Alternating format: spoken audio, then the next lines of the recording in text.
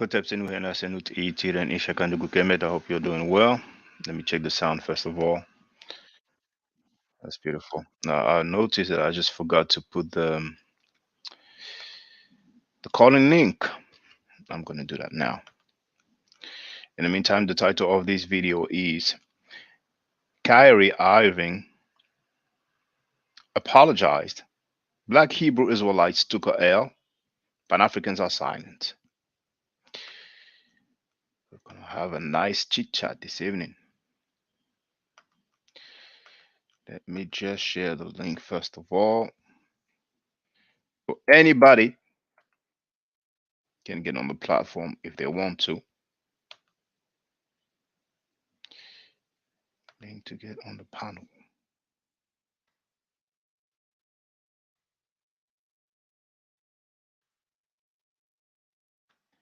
And let's pin this message. Done. So now, comments. It's gonna appear in a few seconds. Okay, there it is. Now, you see, the second link allows anybody to get on the platform, on the panel. However, there is a requirement, like it says, you must show your face. If you don't want to show your face, you can participate in the chat, but recently it's members only for the chat. So anybody is free to type in a comment after the live stream if they want to. Okay. We're going to start with the apology. All right. Now, for the record, Kyrie has 17 million followers. I don't know if he had that before, but all these different religious symbols make up the peace symbol. You know, sometimes people go hard in the paint.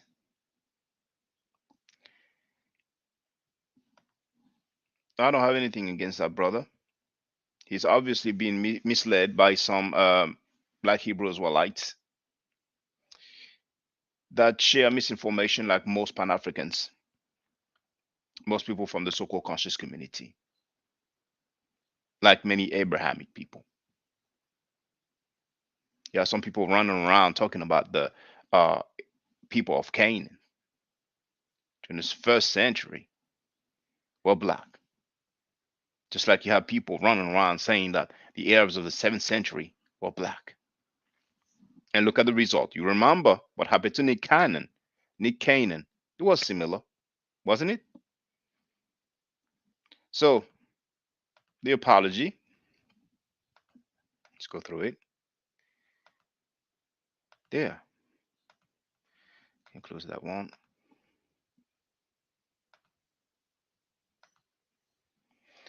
Now, there's no image. It's left empty, like a funeral.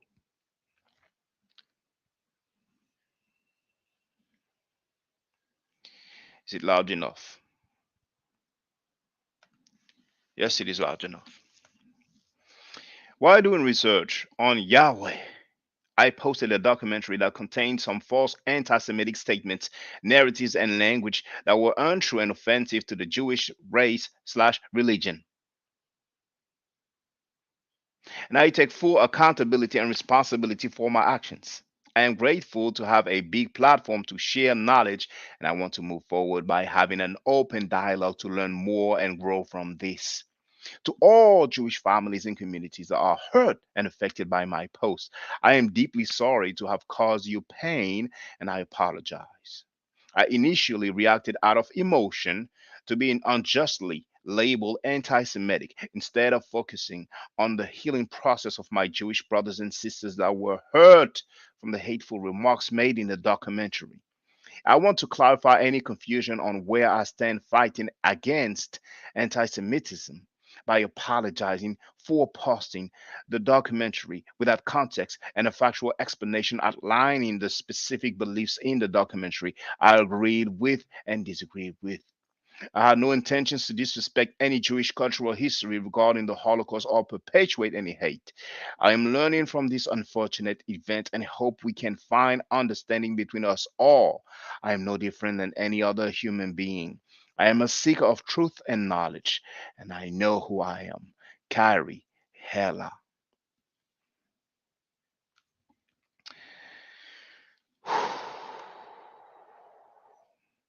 Inspire one, my brother. Hotep. How's it going? Chilling, brother. It's been a while. Can you hear me okay? Yeah, there's a little echo, but we can hear you loud and clear. Man, I got a lot to say about this. Oh, feel free, you have the floor, brother.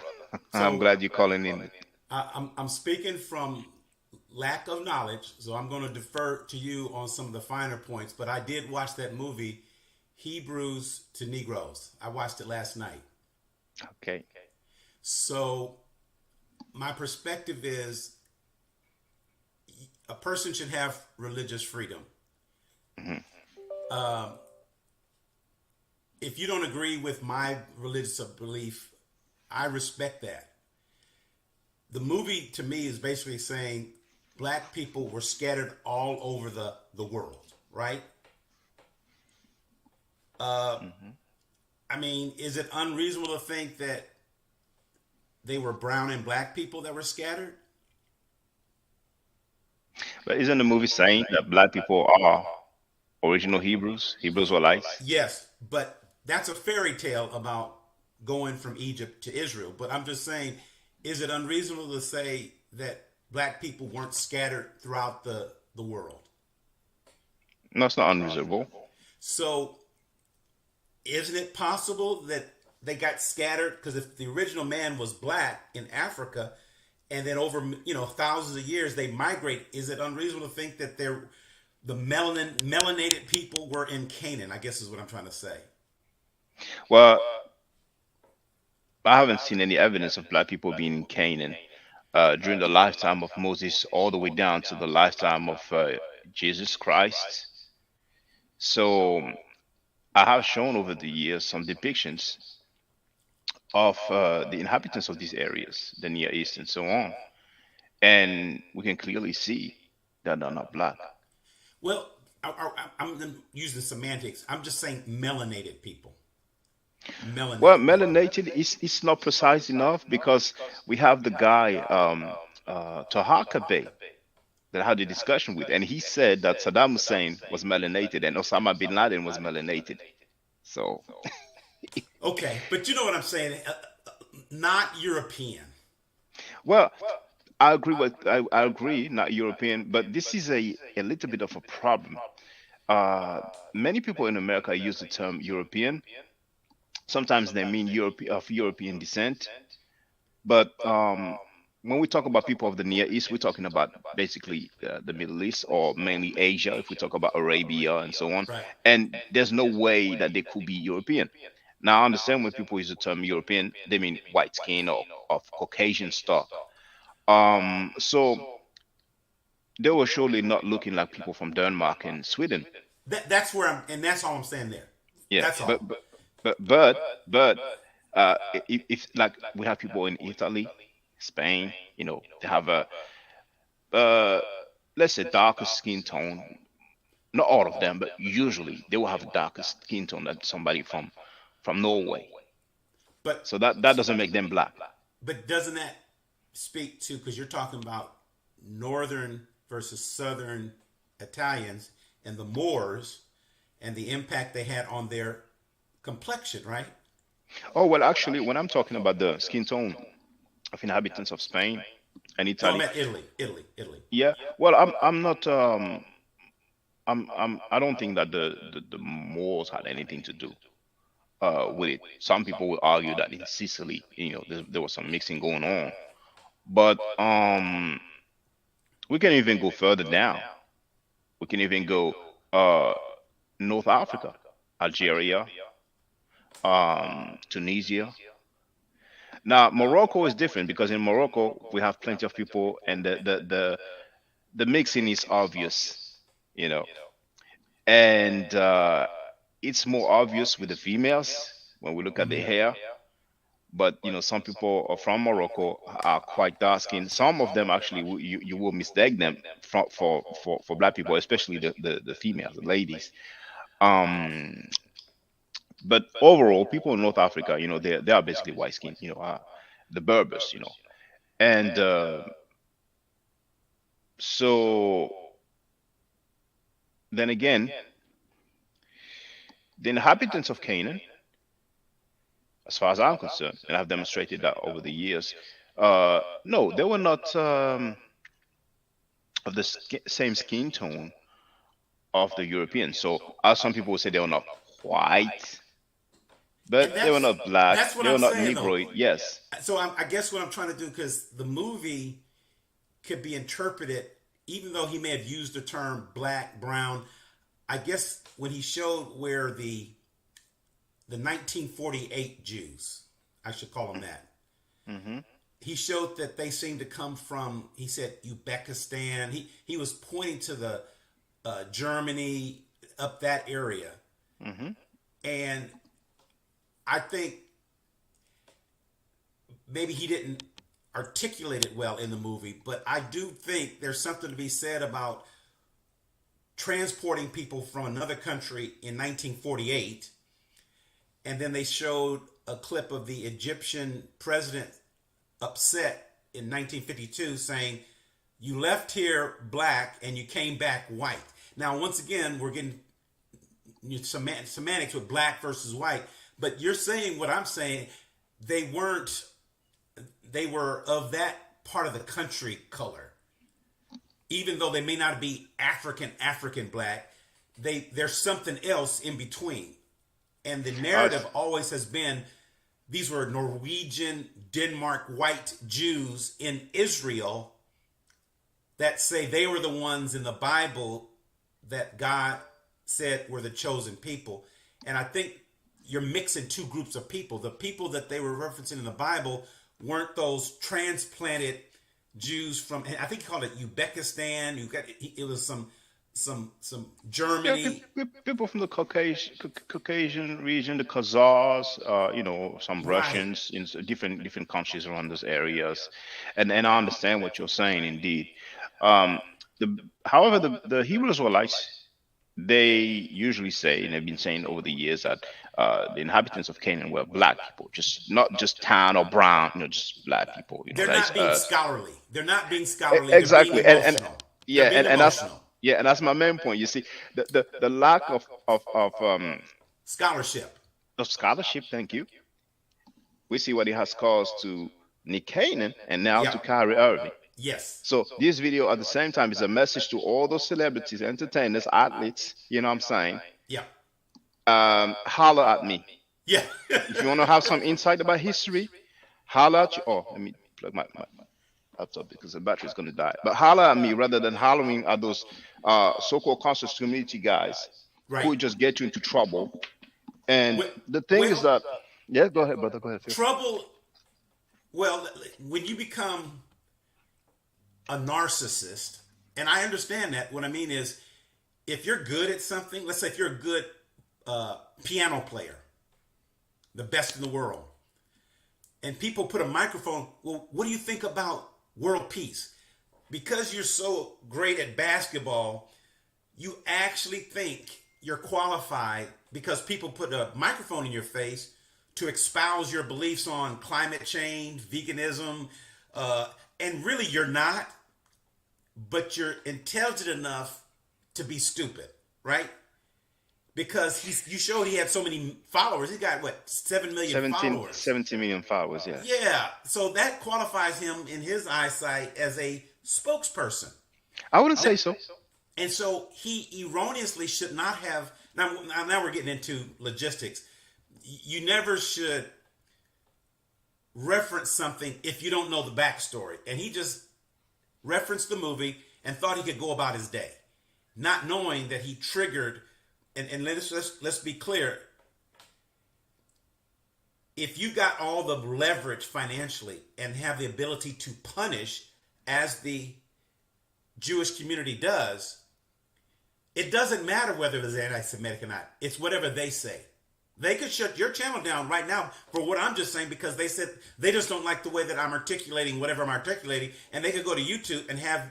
They're getting ready to have that movie banned. By the way, there's some The Jewish ADL. group. The They're ADL. going to Jeff Bezos and say take it down, but it's been up for 4 years. And that's a great point, and I'm glad you're making that point because um, he merely indeed shared the link to that documentary. Uh, some people say that he directed to the Amazon page, so I don't think his link was geared towards the trailer. And if it is such a problematic documentary, then how come indeed it is on sale on Amazon, who is the website that is owned by probably the second richest person of the planet, if not the richest person of the planet. I think Elon Musk has taken that number one spot, but it's a very legitimate website that many people around the world are familiar with, So that's one thing, if something is on sale on a legitimate website and he shares, he shouldn't get that much heat. Now, I understand that people expected him to apologize, but he wasn't someone, oh, I don't have to apologize. I know who I am. And after he got punished with a 5-game suspension and probably more to come, um, now he apologized. So I'm like, damn, you might as well have apologized in the first place, because if he had apologized in the first place, he wouldn't have gone that far. And unfortunately, that's the bad timing with Kanye, because But this debate, I, for lack of a better word, was already floating in the air. But feel free, brother. um, I don't want to mention other content creators, but there's some that are from New York, and uh, he always has. You've been on. You know who I'm talking about. He has a lot of people on her debating and kind of like Oh, we WWE can say his wrestling. name. It's fine. I mean, if you Sonetta. don't want to I say, love yeah, Sonetta, but yeah. but until he becomes 17 million followers, until he's relevant, they don't care what he has to say. Yeah, until he is relevant to the mainstream. That's what you mean, I Yes, believe. and I still respect the Jewish group because they're bullies with a lot of clout. And if they don't like what you, because they are, and this is what I think the black community needs to sit down and take notes and study. Because right or wrong, they're saying you or thousands of years ago called us Christ killers. You said we killed Jesus Christ. And we're going to make you pay dearly if you say anything that we interpret that hurts our feelings. That they're very thin-skinned. They're very emotional. If you say something that I can interpret as against my people, we are going to take your resources away. If you were a billionaire, we're going to make you a millionaire. If you had $100, you're going to have 2 cents to your name, because in our estimation, you hurt our feelings. Now, it doesn't mean if you did or not, but if you understand the book, there's a book that was written, it was called An Empire of Their Own, How the Jews Invented Hollywood. And I've read part of that book. And it is a textbook case on how to create the world that you want to live in. And my hat's off to them. They have created the world that they want to live in. And if Kanye, Nick Cannon, or any of you Negroes say something that I interpret as wrong, we are going to do scorched earth. We are going to obliterate you. We will make you wish you didn't live. That's what black folks, all we can do is carry a sign, Black Lives Matter, or protest, or get a bill. They go for your resources. They go for your pocketbook. And that's the end of the story. It doesn't matter whether it was anti-Semitic. It doesn't matter whether I think of people from France. If I don't have any ability to punish you, it just goes through. Kanye talks about black people negatively all the time. There are people who say stuff about black people. They call us the N-word. Even on Elon Musk's Twitter, the N-word increased like 500% when Elon Musk. And guess what? You better not say anything about a Jewish person. But I'm glad you said that, brother, because black people, not all, of course, but many black people embrace the N-word, so that's why it's not an issue. But Jewish people don't embrace any negative terms towards their group of people, So there's a lot of things that we need to work on, And regarding what you were saying earlier, there's one point I wanted to raise. Yes, those people who ended up in Palestine were practitioners of the faith, the Jewish faith. Now, what is particular with them is that we have an ethnic group out of a religion, and it's very, very particular. When we talk about Muslims, we know what we're talking about. We know the Arabs are the initiators of the Islamic faith or the Muslim religion. We know very well that the majority of Muslims are not Arabs. Many times it is said that Indonesia is the country with the largest Muslim population. So there's no confusion when we say Muslim. We don't picture it as a group of people or ethnic group. But with the Jewish people or the Jews, it is different because it is used simultaneously as a term to designate an ethnic group and also a group of religious practitioners. Hold on one second, please. Okay.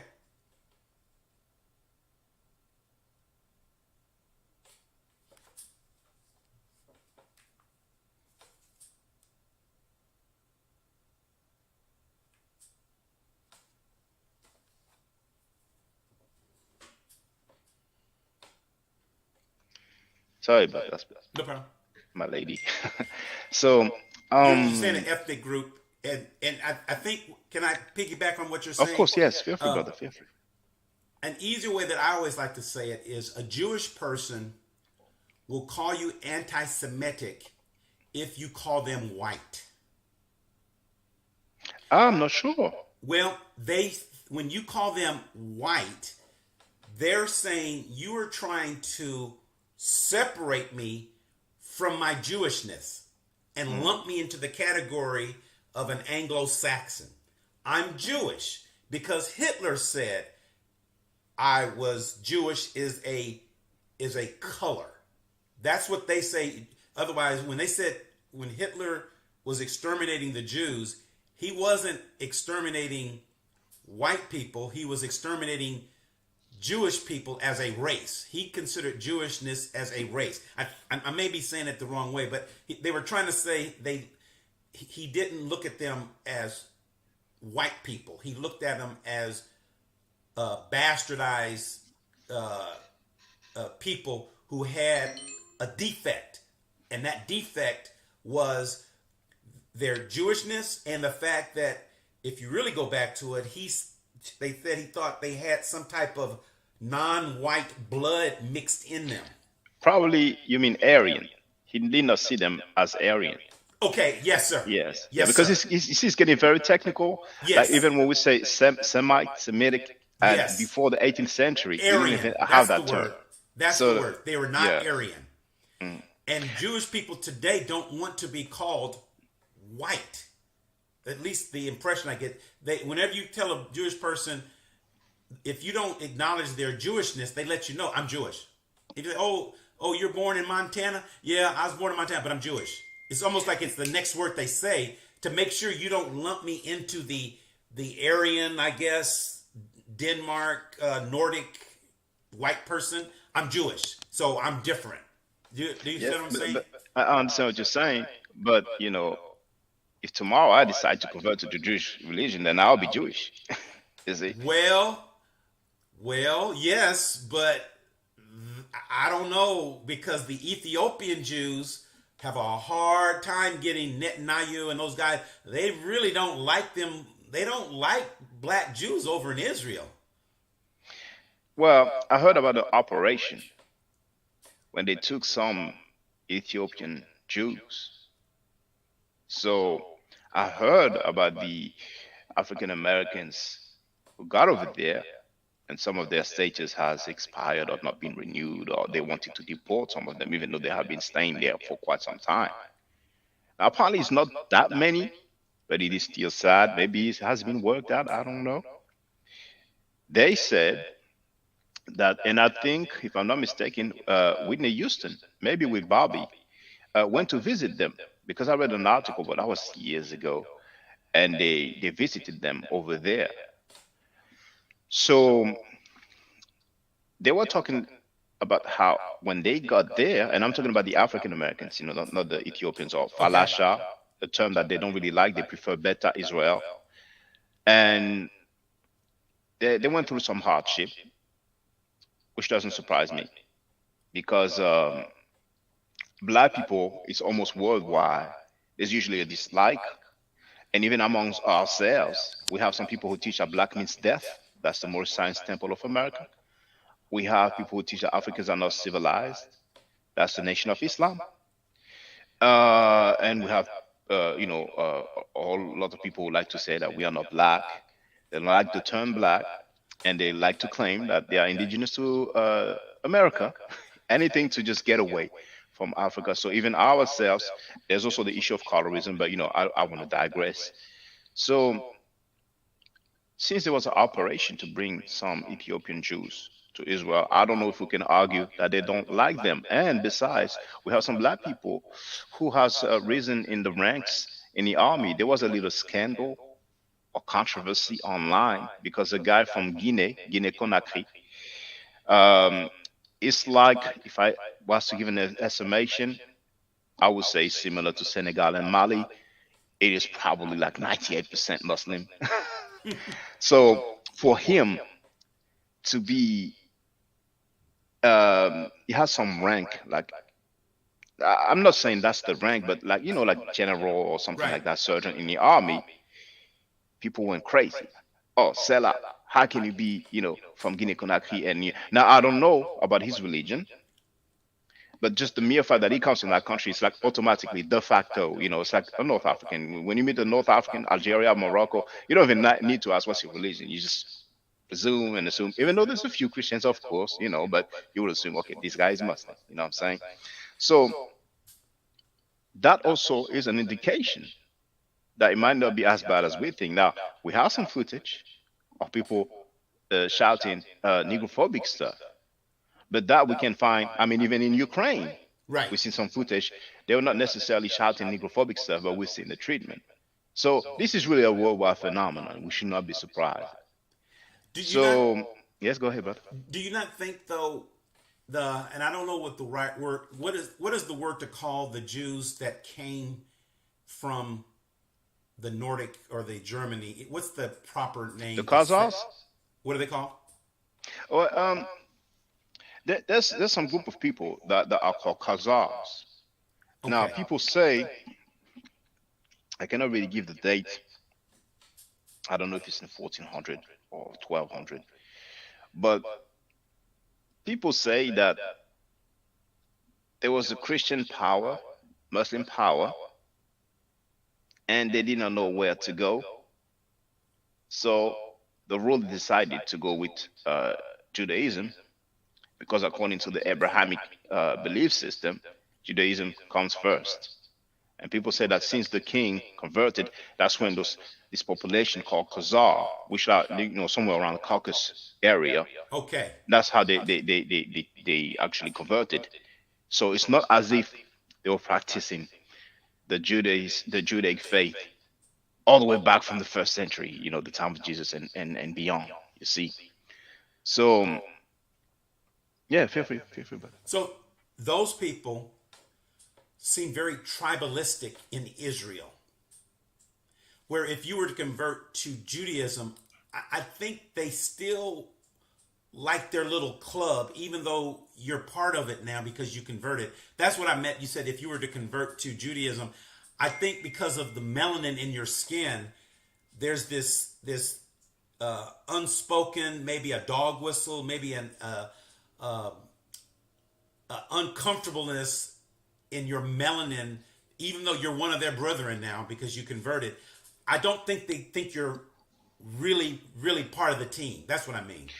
And I would agree with you because we find the same phenomenon with Islam. Um, in the in the Paris outskirt, there's a young black male who was killed because he was in a relationship with a North African lady, a lady of Berber descent. Some of them call themselves Arabs, or other people label them as Arabs, when really they are Berbers. They were just invaded by the Muslims and they converted to Islam, but really they are Berbers, Amazigh. And the strange thing is that he wanted to marry her. Some people say that she was pregnant, and it's the father that encouraged his own son to go and attack.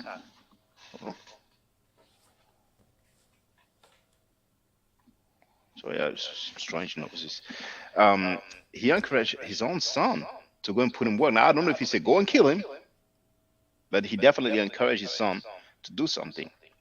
And this is something very recurrent. In France, I can speak for that. You have a lot of Berbers. A lot of time they are kind of seen as superior by the black Muslims because they are familiar with the Arabic language, even though it's not the um, literal Arabic or Fusha. But the mere fact that they have the color that is similar to the color of the Arabs, there's some mind games, just like also with Christianity. But the thing I want to get at is that a lot of Berbers will proclaim that the color doesn't matter in Islam, that we are all brothers. But there's plenty of instances where a black Muslim wants to get married with their sisters. Now that's a problem. No, no, no, no, no, no, no, no. So there's been cases of fighting, of the lady being ostracized from her family, excommunicated from her family, and there's been some cases of people dying, rather the girl or the dude. So yes, I would agree with you. This is really this is kind of a worldwide phenomenon. Sometimes we becoming blind to it, but it is a reality. So Even though, yes, go ahead, brother. so with the movie, if I can, I felt in the movie to say that black or people of color are the original Canaanites or Jews. I think respectfully, if you say that and you give your little research and you show your receipts, that doesn't make it true, doesn't make it false. It's just like that's your perspective. The response to the Jewish community saying that it's promoting anti-hate or hate or whatever is a disingenuous argument, because in the movie it's basically saying be Jewish. Be Jewish. What difference who came first, who came second? At least they're saying read the Torah. The movie is basically saying ditch the Christian Bible and be Jewish. That's what the movie is basically saying. Now, the Jews that are from the Khazars or whatever are saying, you're saying black people are the original Jews and we're the original Jews, and you're saying, okay, but that's a family fight. That's like within the family, right? We're all Jews, and now we're just fighting to see who came first. But don't denigrate the whole movie, because we're all agreeing that the 5 books of Moses, the Torah, we all believe in that. Now let's decide who came first. It almost seems like they want to dispense the entire movie instead of embracing their brothers. It's like you said, hey, I'm converting to Judaism. You should be happy. Now let's have a conversation of who came first, who came second, what part of the country. That's, to me, another movie. This movie is just saying, black folks, stop reading the New Testament. But may I interject? That's it. That's what I thought. I thought the movie was saying. And it will be interesting indeed to have a debate, a discussion, just like the Cairo Symposium in 1974, organized by the UNESCO, and Dr. Theophilo Benga and Dr. Sheikh Anta Diop went and did some scholarly work and argued for the blackness of the ancient Egyptians. So they might not necessarily need to have some sort of symposium with different scholars from different countries, but this is a discussion that could be legitimate. Let's deal with this in a scholarly manner. But from what I have read, that documentary says that the original Hebrews are black people. Saying that is already implying that the Hebrews that we have, or Jews that we have, are not the original one. Yes. I think, well, I haven't seen the documentary, but what is written, the reports regarding the documentary says that this is actually stated, not just implied, but stated, that those people are quote unquote imposters. Yes, it does. And then you have a huge problem already. You know, but just that's by going saying back to scholarship and incendiary and trigger language. If you call anybody an imposter, I lose all objectivity and I get emotional and I don't even listen to the rest of the movie. And that's, you're right, they use trigger language. And I'm thinking if they could at least hear them out and say, you know what, brother, I don't appreciate being called an imposter. Just like if you converted to Judaism and I said, well, you're not really a real Jew because you converted yesterday and I converted 25 years ago, so you're an imposter. See, that gets into the Sonetta school of the World Wrestling Federation. Who's going to win the fight? Ooh, yes. That and what ends up, the person who is a better debater ends up winning because they fight better. But the person who really had a legitimate point was not good at debating. And so the audience says, well, who won the debate tonight? Well, you know, Brother Shaka lost because he didn't really talk that much. And so when you say imposter, but here's Shaka, that's his movie. Those are his words. And that's what he chose to say. It takes a lot of scholarship and maturity to say, I've heard rabbis say that they should throw the Bible in the trash can. That to me is incendiary. Why would you say that?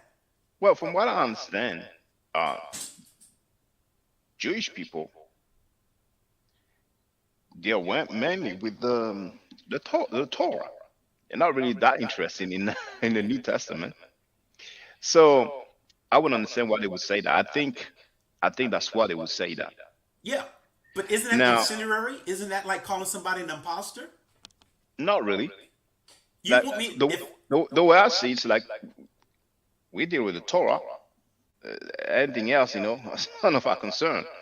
But it is incendiary in a sense, indeed, when you say that, because a lot of people consider the Bible. On the other hand, you have a lot of Christians. They value the whole Bible, but there's a concentration on the New Testament for many of them. Many actually give out just the New Testament. But don't you agree, excuse me to interrupt you, but don't you agree that that is the issue? It's my words. And if you said when you were a little boy, you're on an airplane and the airplane was getting ready to crash and your mother said, start reading the Bible. And you started reading the Bible right as the plane was crashing and then the plane didn't crash. And so at the age of 5, you say to a person, now that you're an older man, that, man, this plane was about to crash and the Bible saved my life. And then you hear somebody say that didn't have that experience, oh, the Bible's trash. Throw that in the garbage can. So you have a cognitive dissonance that even if the Bible is a fairy tale, it saved your life. And to hear somebody just flippantly say, you're an imposter, throw it in the trash can. You're not even going to hear anything I say afterwards. You're going to do whatever you can to take away resources, as the Jewish people have done, and punish Kyrie Irving, punish Nick Cannon, punish Kanye West. I'm going to make you wish you didn't live because you said something that when I was on an airplane and my mom had told me to read the Torah and it saved my life, you told me to throw that in the garbage can. So that's where I'm going, the lack of scholarship, because you don't know where that might have been the thing that stopped you from committing suicide. And it's true, and I agree with you. And you see, Muslims react the same way. They issue what they call a fatwa, which means that you must die. And there's a guy who is the author of what is known as the Satanic Verses, Salman Rushdie. I think he was in America. He got attacked. I He think wrote he a lost an cartoon. eye. He did a cartoon, didn't he, of Muhammad? No, it's not. It's not him who did the cartoons that started like I think in Denmark or Sweden, and then some other Western countries, out of support and solidarity, they have republished the cartoons, and ultimately in Paris, that um, newspaper or journal, uh, many of them got killed. Many of them got killed. Uh, the funny thing, a sidebar, they've been making cartoons. I don't want to say disrespecting, but poking fun, being incendiary regarding religions, mainly Islam, sometimes Christianity, Catholicism. For Judaism, I don't think they did much. The guy used to do the drawing for that journal. He's been in that journal for decades. The son of the French president, Sarkozy, got married to a lady who's a heiress to a huge fortune. Some stores that's very huge. She's very wealthy. And it was reported that the son of Nicolas Sarkozy converted to Judaism in order to marry her. Now, that guy, he wrote something. I don't even think, maybe he made a drawing, but he wrote something against that. They fired the guy. And the director of the journal said, that guy, Cine, that's his name, or his pen name, is an anti Semitic writer in a journal that is not, meaning that is not anti Semitic. That guy, for decades, has been making drawing and statements regarding different religions. No problem. But the day he wrote something regarding the son of the French president then, Nicolas Sarkozy, converting in order to marry the lady, converting to Judaism, boom, anti-Semitic. So double standard at its finest. So then we didn't see people being in an outcry about the freedom of press. But back to the documentary. But yes, Muslim people react the same way. Indeed, they will feel offended. They might issue a fatwa. They did issue a fatwa on that guy, and now he was attacked. There's a young lady in a university in Nigeria. She was killed because people said that she disrespected Prophet Muhammad over some messages on a WhatsApp group or some sort of group. So that's just horrible. And sometimes people can use that as an excuse if they feel some kind of way about you, but that's sad. So the documentary, from what I read, doesn't only state that the Jewish people who are in control of Israel today are imposters, but also it talks about the media domination. And some people will say it's a reality. But whenever people will talk about that, it will remind them of Nazi Germany talking about those guys want to take over.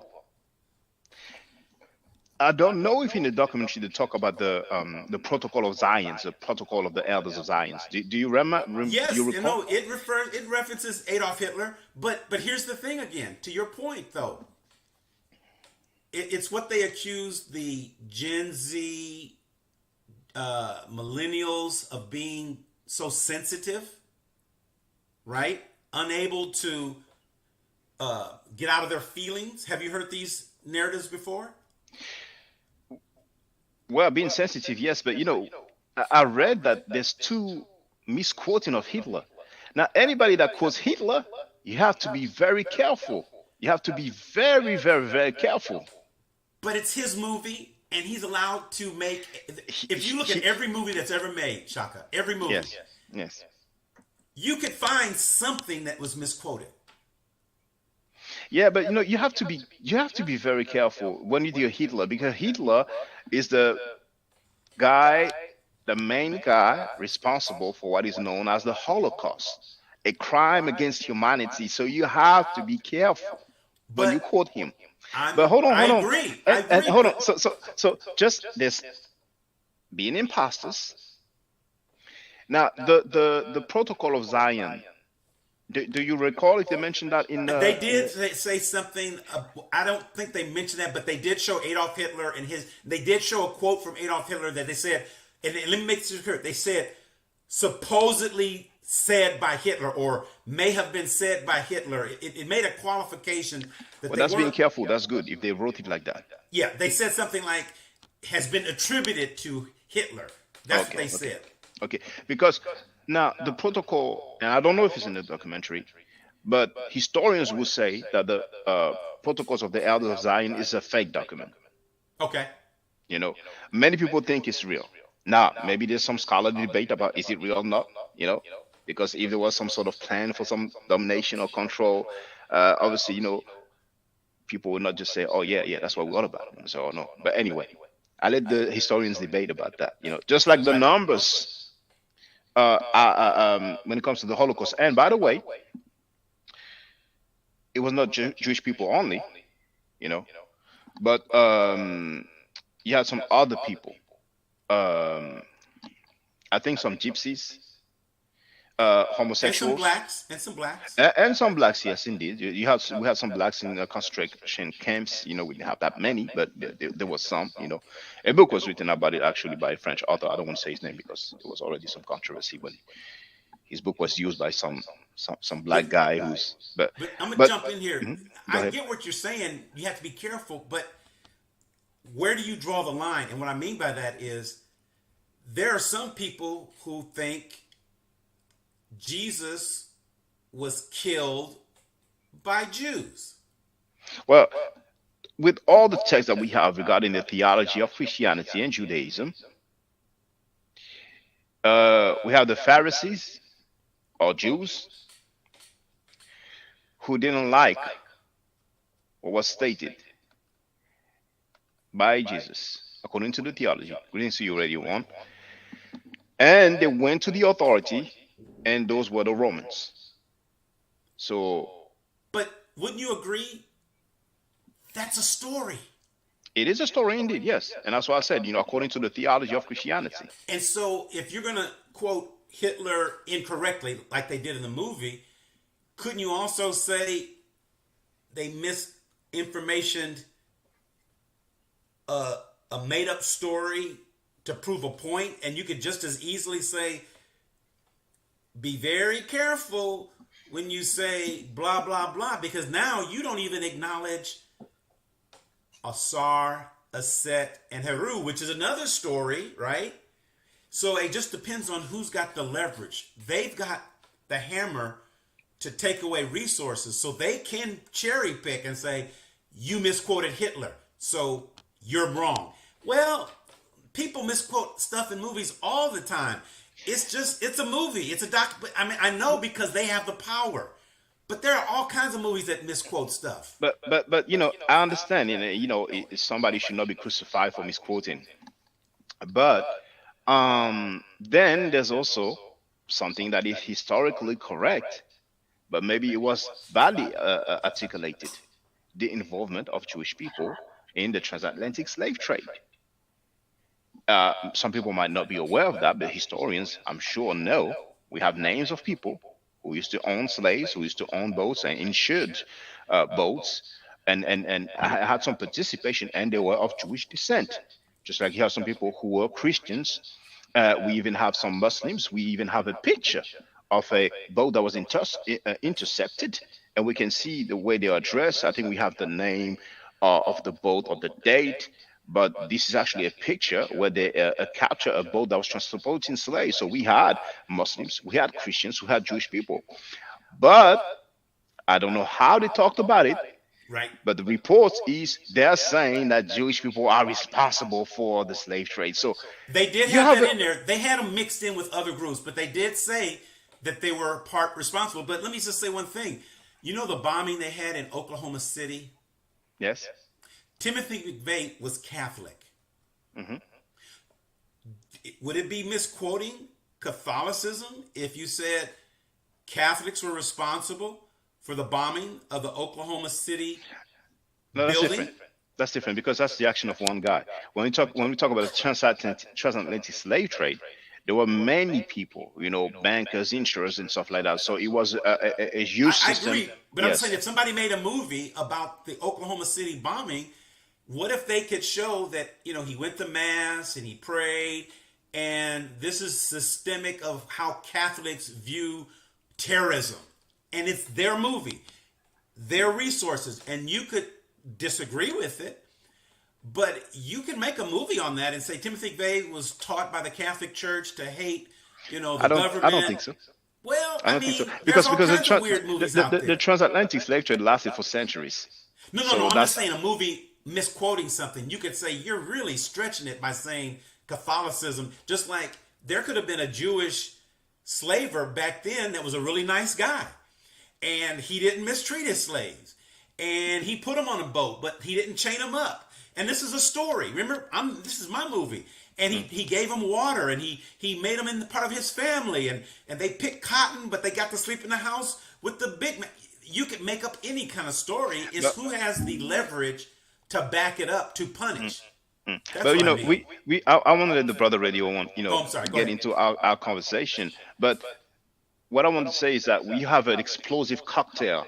When you have a documentary, you Yes. claim that Yes. the indigenous inhabitants of or the original Jews are black people, so the other ones are imposters. Then Right. you talk about the media domination or quote unquote Jewish Yes. domination. It's all in there. There's some quote from Hitler, who's the main guy Yes. responsible for Holocaust, and Yes. then you talk about the involvement of like that's an explosive cocktail, and some people Yes. say you reap what you sow. Because with Jesus, some people say you can misquote Jesus when he said, "Ye are of the devil." You understand what I'm saying? Yeah. So sometimes you have to be very careful. But we have time to talk about this.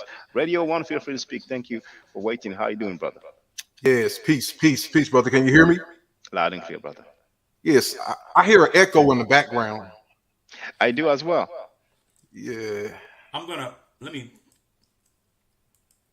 I'm gonna mute myself. Does that stop it? Yeah, you have to stop. Yes. Yeah. Yes, peace, peace, and hotep, brother Shaka. Peace, Hotep. brother Inspired One. I was listening in, and so I see that Kyrie Irving made an apology. Yes. Okay. Yeah. See, now the problem with people like Kyrie Irving and Kanye West and Nick Cannon is that they have no knowledge of history. Because if you had knowledge of history and you actually did research on these things, you will find out that this Jewish or Hebrew Israelite culture, the Bible, it belongs to them. It has nothing to do with us as Black Africans. You find no Hebrew biblical manuscripts in West Africa or any part of the interior of Africa. All your biblical manuscripts from the Dead Sea Scrolls. It's their thing. Yeah. And here we are. Oh, this is us. Those are imposters. Like what? Oh, we'll see. Yeah. Hello, CNN. Here's my report. Yeah, it's crazy. I mean, it's like these guys are getting mad because they want allow the Hebrew Israelites, the Black Hebrew Israelites, are getting mad at the Jews because the Jews won't allow them to steal their identity. It's crazy. I mean. Now, when it comes to blackness, okay. Now, the historians, the ancient Greek historians who lived during that time, that is contemporary with that time, they saw these people called the Jews. And if they were black, their blackness would have stood out. They would have called them black. Because we know that they called the Egyptians and the Ethiopians black because their blackness stood out. I mean, if you're like light-skinned people, white people from the Mediterranean, olive-skinned people from that area, and they see somebody black and they writing about you, that's probably gonna be the first thing they write down is the blackness of your skin, because I mean that's going to stand out to them. See, but when the historians wrote about these people called Jews, okay, or they call them Judeans, they never called them black. They never called them black. So that right there should question, the validity of these people being black. Okay, and also when Israel did the law of return, I mean sometime in 1940s, in the 1940s or something like that. I think it was 1948. Yeah, 1948. Yeah. All the people that they that they commanded or whatever to come back to Israel, all these people can prove with historical records that Jews or Israelites or whatever was in the land that they were coming from, such as Italy, Rome, Ethiopia, those areas. But African Americans were not included. If Israelites set foot in West Africa, if you can show that, which I prove wrong. I mean, I prove that Israelites never set foot in West Africa. When I say Israelites, I mean Israelites. I'm not talking about Jews. Okay, Jews are the people that converts. Okay, and even the Jews in West Africa were not even slaves. But Israelites, biblical Israelites, okay, if they were in West Africa, then it would have been taken into consideration that we should bring African Americans back to Israel too. But African Americans were excluded out. But you had the Ethiopian Jews, the philosophers. They were put on a plane and taken to Israel. Because the Bible in Isaiah 11:11 says that, it mentions the land of Cush, or beyond the rivers of Cush, which is to the south. Okay, the south of Cush. It says that Jews were there.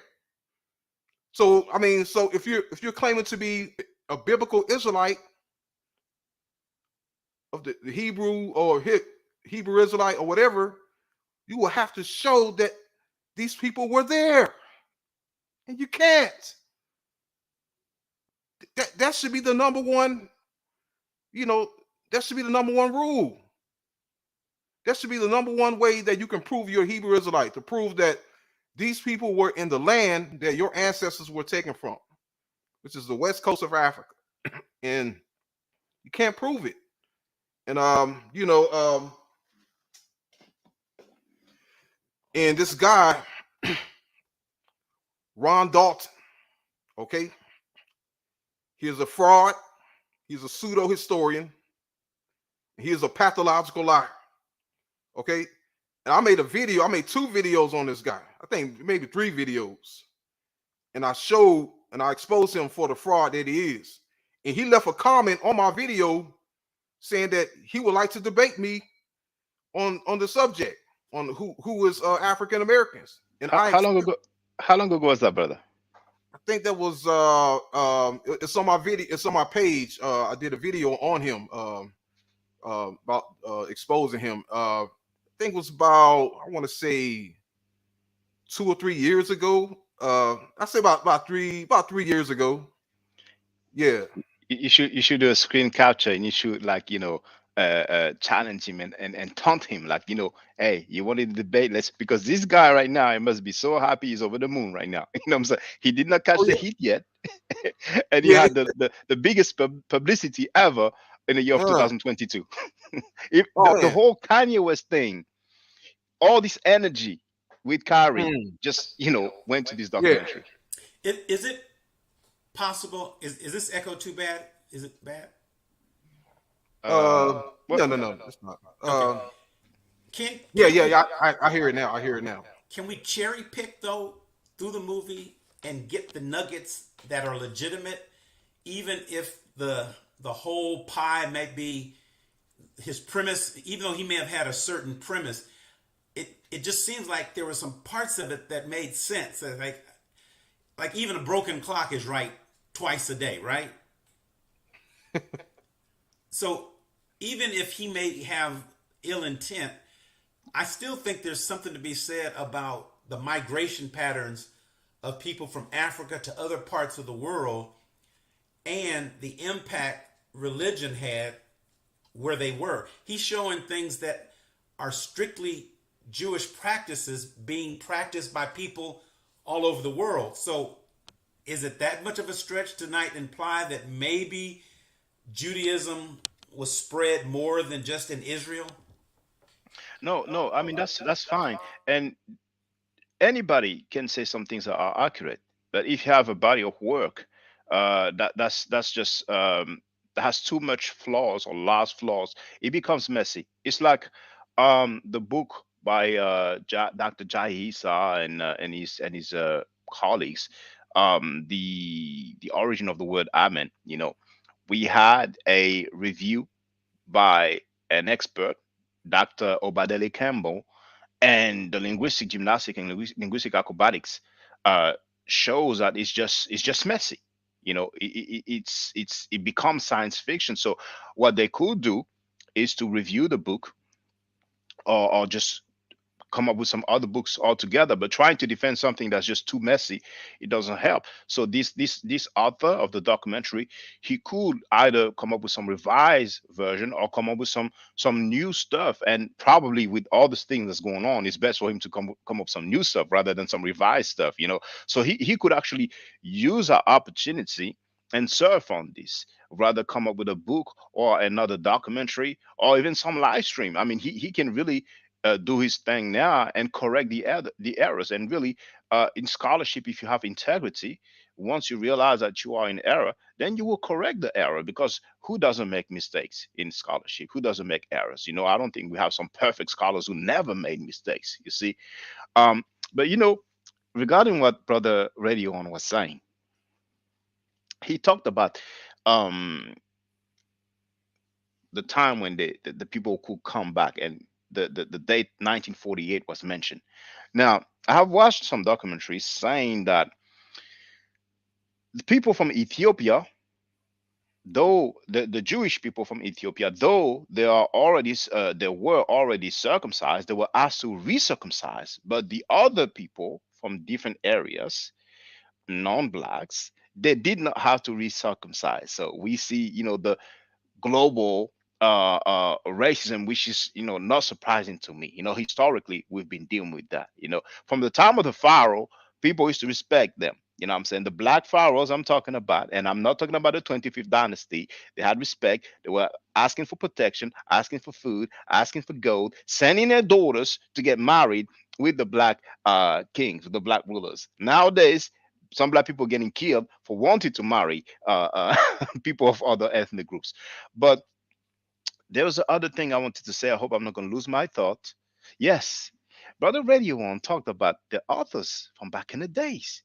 They did not describe those individuals as blacks. But what do we do as a group of people? Oh, if you read the Bible, Revelation, he says he has feet like bronze or burnt brass. And that's woolly hair. But they conveniently discard the fact that he says that his head and his hair were white as snow. So we are using a book of theology to argue for the blackness of the Jews slash Hebrew Israelites. And indeed, we have reports of people who traveled. And beyond those reports, we have the world famous Beni Hassan depiction, where we see people who sometimes are labeled as Canaanites. Other scholars might disagree and say, okay, those are just basically, sea people, or just Asiatic or Amu. Some will argue maybe, well, I'm not sure if they would say they were Hyksos, but I have shown, and I think it's the Oxford Encyclopedia. Um, um, Oxford Archaeology. Basically, my video, White Semites, Black Awakening. I show the book covers, you know, and on that book there, it is this. Those people are described as Canaanites. So we have a painting, and we can see what they look like, and they are besides the ancient Egyptians. They are not the same. They are clearly of white slash Caucasian stock, and that should end the argument. Just like this guy that I have behind me, and we have some people who trying to argue whether or not the ancient Egyptians were black. And this is Amenhotep III. This is Akhenaten's father. This is King Tut's grandfather. And for those who don't know, I have Black Ancient Egyptians and Black Ancient Egyptians Part 2. We have the visual evidence, but some people want to talk about DNA over the DNA testing or samples that they have taken from selected mummies, you know. But I don't want to be too long-winded with this. What Yeah, about the story of the Bible? Mhm.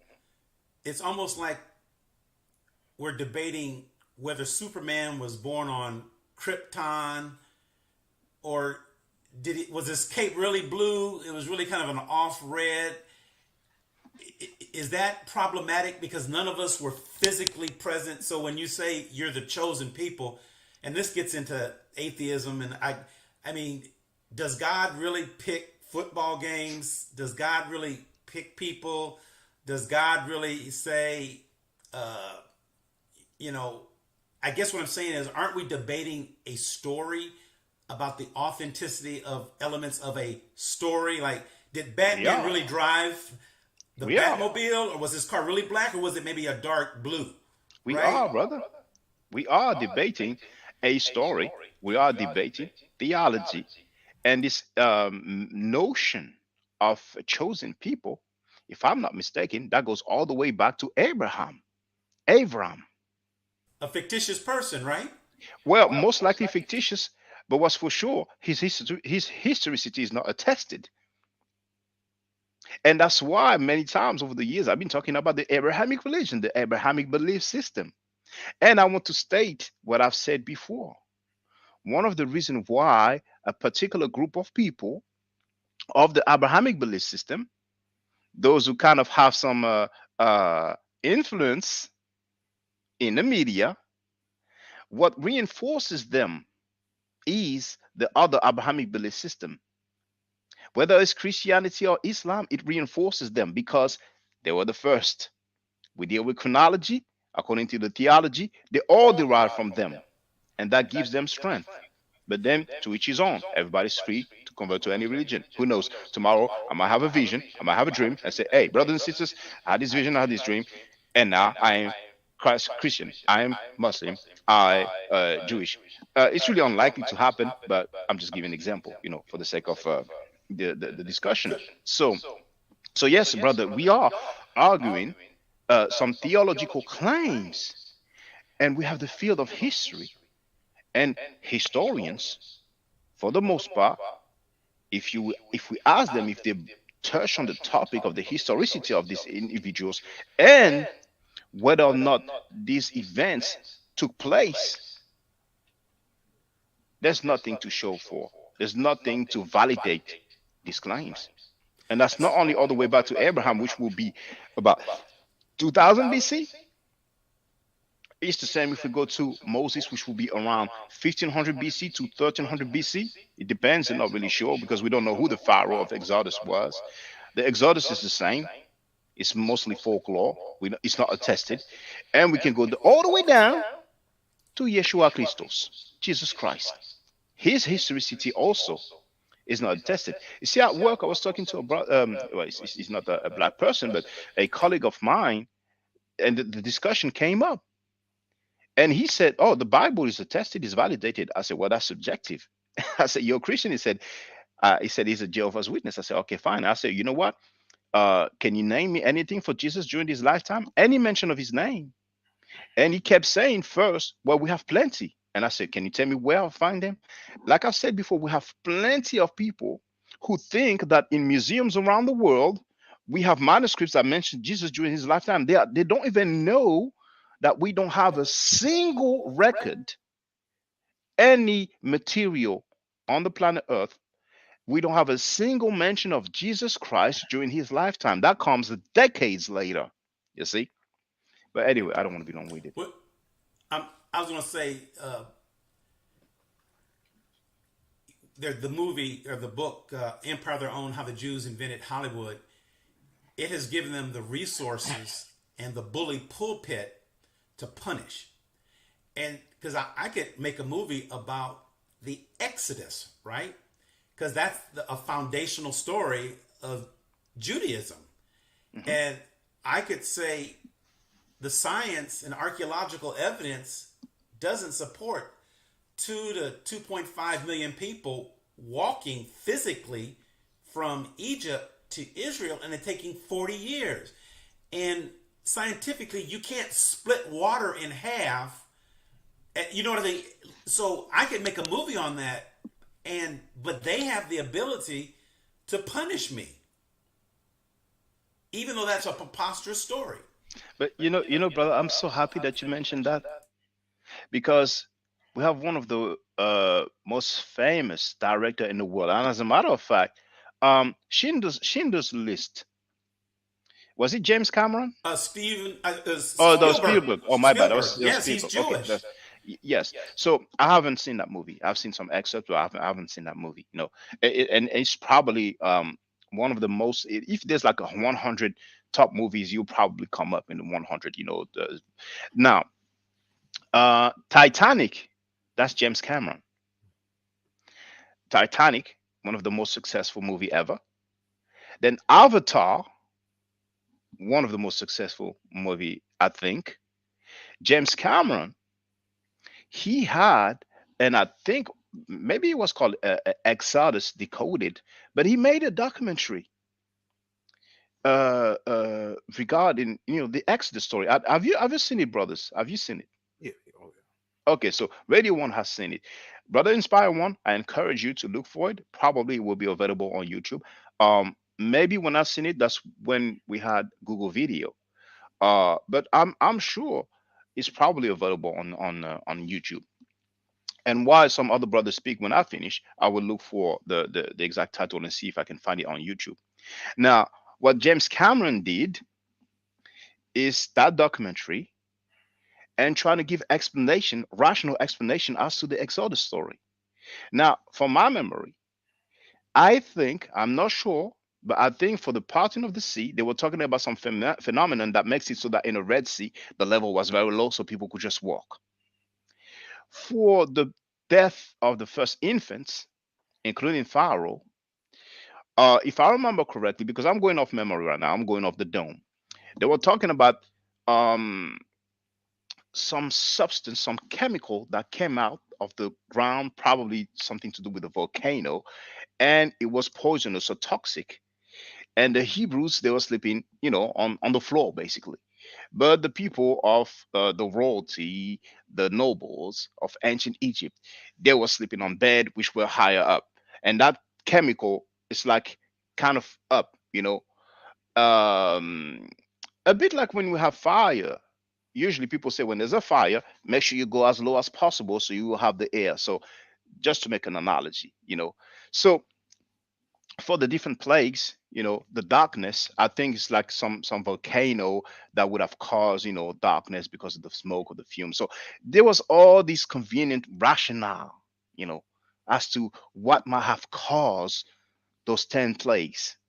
Now, James Cameron is not a historian. He tried, and I don't even think that we will have historians validating that effort, you know. So, I want to let you brothers, out onto the conversation. Yeah, yeah, yeah, I'm hearing the echo again. But yeah, yeah, it's good now. It's good now. Um, yeah, I used to, kind of cling on to this Ham story, but now I mean, I gave it up, man.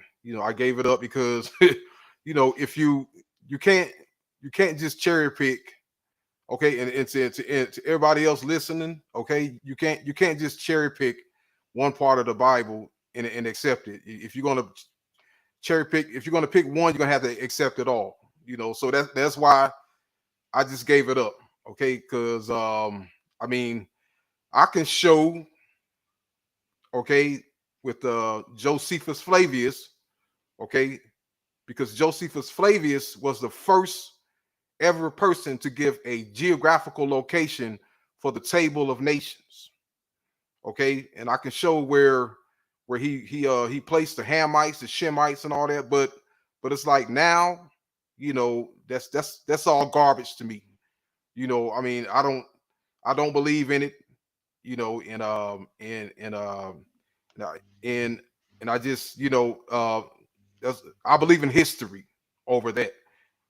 So it's like, um when it comes to the Bible and Ham and Shem, this is like the Bible has set the foundation for for the whitewashing of Egypt, because you can't sit up there and say that well, the Egyptians are Ham and Cush and all that, and these were black people, and forget about the fact that the Bible placed the origin of all these people in the Caucasus Mountains, or the mountain Ararat.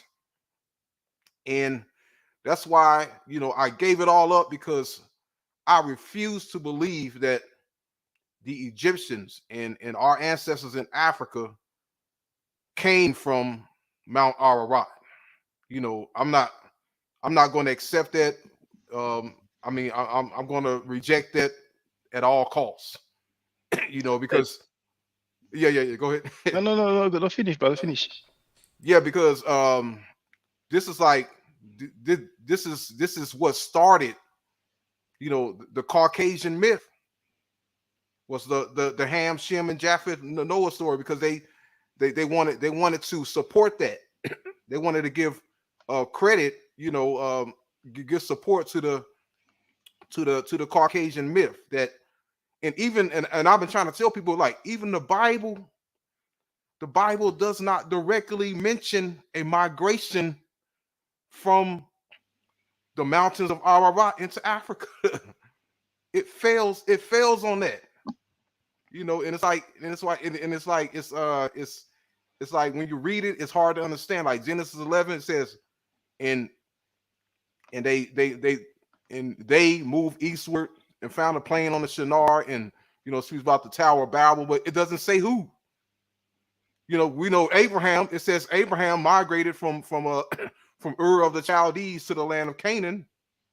So why doesn't it say in Genesis 11 that the sons of Noah migrated from Mesopotamia into Africa? It doesn't say it. So Hey, the Bible fails on it. Yo, yeah, go ahead, brother. yeah, and I'm so glad you mentioned that as well, brother Radio One. But before I elaborate, now I've shared the link to this Exodus decoded by James Cameron. Now, for some strange reason, even somebody in the comment wrote, "Why is there a disclaimer by YouTube saying this is offensive to some people?" I thank James Cameron for his hard work, and I hope there is more wonderful documentaries like his one. So that's his opinion. But anyway, um, It is age restricted, so underage people might not be able to see it if they, you need to log in, but you just need to click there. There, I understand and I wish to proceed. Okay, so I'll stop it now. I don't want to have some copyright strike. Now, Brother Reddy want to talk about the curse of Ham. I have an article, and if people want to have a look, you have the link in the chat. The curse of Ham here. Now, some Hebrew Israelites, some black Hebrew Israelites, as other people as well, love to say that black people are not cursed in the Bible according to the Jewish tradition because it was not Ham that was cursed, it was Canaan because it says, "Cursed be Canaan." They forget that he talks about his descendants, his genealogy, that he shall be a slave to his brothers and so on. But anyway, some go even further than that. They talk about Moses when he had his encounter with Yahweh, the burning bush. And I'm sure we're all familiar with the story. I don't recall exactly what Moses said, but as a sign, Yahweh told him, "Put your hand inside of your cloth," or whatever they called it. And as he took it out, it was like white as snow, like he had leprosy or something like that. I'm paraphrasing, I'm going off the dome. Then he put it back inside again and he came out normal. Some black Hebrews will like to are using that to say, you see, he was a black man because when he put it in and then he became white. We go all we are all over the place. I mean, we are reaching till we're preaching. That's just crazy. It can. Do y'all ever use math with the Catholic Church calculated that the Earth is 6,000? There was some priest who looked at all the lineages and and he said that there's some evangelical Christians that say the Earth is like 6,000 years old. 6,236 years old. I think that's a Jewish calendar as well. And so, isn't it an easier conversation to say archaeological evidence shows that dinosaurs roamed the Earth, but 235 million years ago, or the first, I might be off by that, but it was something like 235 million years. And that the first sign of man was like 65 million years ago. And then they'll say, well, but they counted a year differently. But then they say, but if God rose or Jesus rose in 3 days, oh, but that's the same. Okay, but he rested on the seventh day. Well, that's different. So once again, get your lies straight. The math ain't mathing. It's like, it doesn't even matter what you believe. The numbers don't even add up, right? The math is off. Recently I took a friend of mine and his lady to the Louvre Museum. And there's this part. And of course, I'm talking about the Department of Ancient Egypt, the ancient Egyptian section or department. And within that ancient Egyptian department, they show some different stones or rocks. And the dates say from 200,000 BC to like, I forgot the other date, but it starts from 200,000 BC. So this 6,000 BC for the creation of the world, it's just dated already. Now, as for the dinosaurs, I remember reading some literature from the Jehovah's Witness, and they said it's the devil, it's Satan, who put those bones to make us think otherwise, to put some doubt. And I'm going off the dome, but I remember clearly reading, and I'm sure some people on the planet Earth has read that as well, coming from the Jehovah's Witness, that it was Satan who put those bones on purpose about the dinosaurs. So indeed, there are some dates given. Adam lived, I don't know, 700 years, 800 years, 900 years, whatever. He lived so many hundreds of years, and then he had his son, and he lived for so long. So we can kind of make some calculations, and indeed, the math is off. The math is really off. But some people, like you said, Brother Inspire One, some people love to say, well, one day for God is like 1,000 years to us, and 1,000 years to us is like 1 year for God. So they will always come with some rational explanation about that. You know what I'm saying? Like, yeah, go ahead, bud. Well, I was going to say, how do we separate emotion from scholarship? and I'm picking on Sinetta because I like watching them fight because I like world wrestling and it's fun, it's entertaining, even though it's not healthy to see people curse at each other and cuss them out. And the guy who curses the most wins. That's not scholarship to me. But my whole thing is there's a cognitive dissonance, right? If my big mama told me that there's Santa Claus and Radio One says, well, brother, you know what? There's no white man in a red suit flying around. Well, my big mama is a beautiful woman. She loved me. I don't know this brother, Radio One. I don't know. He could be. My big mama would never lie to me. And so I reject everything you're telling me, Radio One, because my big mama would never lie to me. And I'm a grown ass man. And I'm 40, 50, 60 years old. And I'm a multi-billionaire. And Radio One has said, brother, there's a man not flying in the sky dropping presents down chimneys. So, but if I have more leverage than you and I own a TV station and I can get other people to believe my lie, you are going to suffer because I have the pulpit. So what I'm getting to with the Jewish people, and they don't like that we tell them that they created Hollywood. I don't blame them because it's a disingenuous argument. You control the media. They do. They do. They change their last names so that people can't tell. You're gonna get in trouble, brother. I know, but they do. I'm sorry. We're gonna see Inspired One unavailable. This channel has been. Let me qualify it. No one controls everything. I'm just saying the history, the back in the 30s, Jack Warner, all that. That's the time I'm talking about. So anybody can control the media. So let me revise that. I'm not saying that they control it. I'm just saying that when you have the bully pulpit at your disposal, it's whatever I say. It's whatever I say. You know, you broke down religion, the reaction to religion, with your analogy with Santa Claus. My grandmother's a beautiful lady. She would never lie to me. And I remember a debate between a pastor and Ashwa Kwesi. I purchased a few of Ashwa Kwesi's DVDs. That was years ago, though. And I remember off the dome of the memory that the pastor said, I don't even know if Ashwa Kwesi still sells that DVD of the debate. I remember the pastor saying, I will be a fool. I will have to be a fool to believe in it. And I'm paraphrasing if it's not true. He kept stressing that, going to by the scriptures. That's what the scripture says. You see? So people go off faith, believe, and the believing is not knowing. If we deal in a scientific manner, we'll be okay. Santa Claus comes in, drops the presents, and leave. Some people say through the chimney. Many people don't have a chimney. So let's forget the chimney. He comes in, he leaves the presents. Our parents sometimes played along.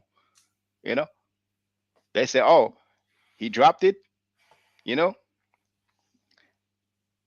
I remember my mother telling us she came home with the presents and she said, I saw Santa Claus and he gave them to me.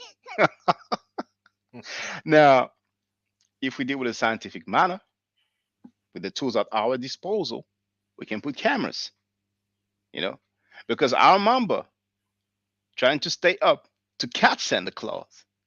I ultimately slept. Then I'm told he came in, you're sleeping. You know what I'm saying? But as adults, we deal in we can use cameras, or we can have a few of us. We're looking for witnesses, and we quickly realize, okay. And even if we think about it, how is it possible that this guy on the same day, 24th of December, he will go to all these people's houses in the whole world and leave presents for the children? As a matter of fact, some children don't have the luxury to have presents because they live in very impoverished countries, war-torn countries. They don't have any presents. So, like, what's up with Santa Claus? You know what I'm saying? Now, I remember Neil deGrasse Tyson. I really enjoy listening to him. He talked about religion. He talked about Baghdad being at one point the major center of science worldwide. But then religion came into play. And we can see the situation now, though war played a big part. But anyway, I remember him being asked about aliens, people being abducted. And he said, why are the aliens always so shy? Why do they always go to the countryside? And that's where people see them. Why they don't go to the middle of Times Square? And I'm paraphrasing, of course, I'm going off the dome.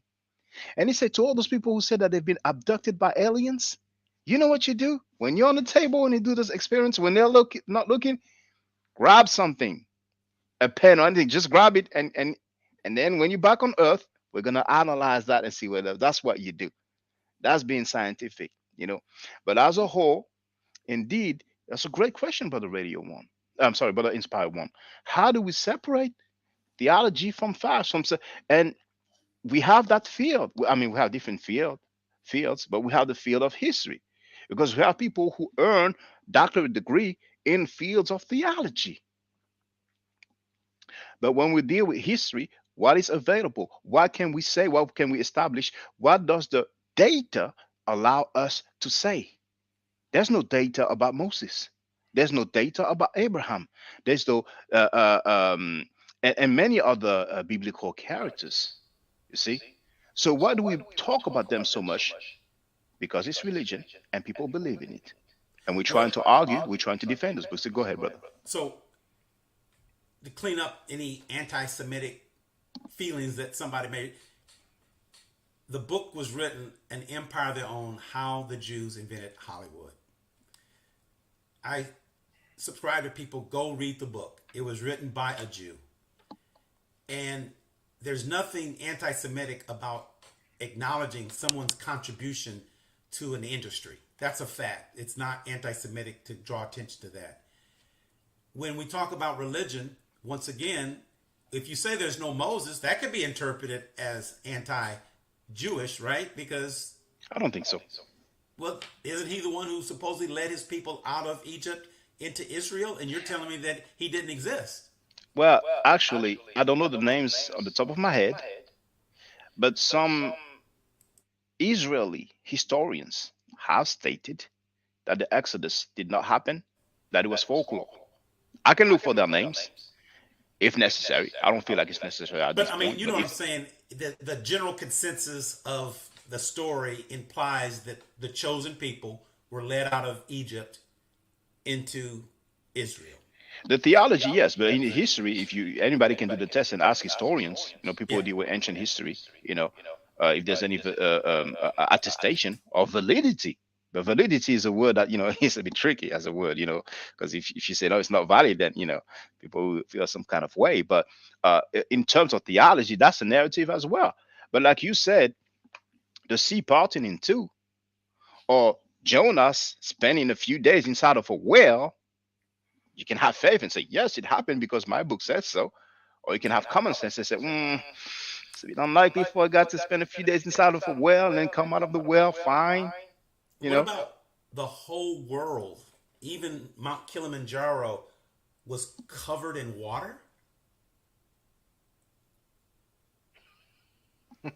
People are in free to one believe boat in that. with a family of 8 and all the animals? That's the thing. And many people bring up the Epic of Gilgamesh, which has a flood story, which is quite similar.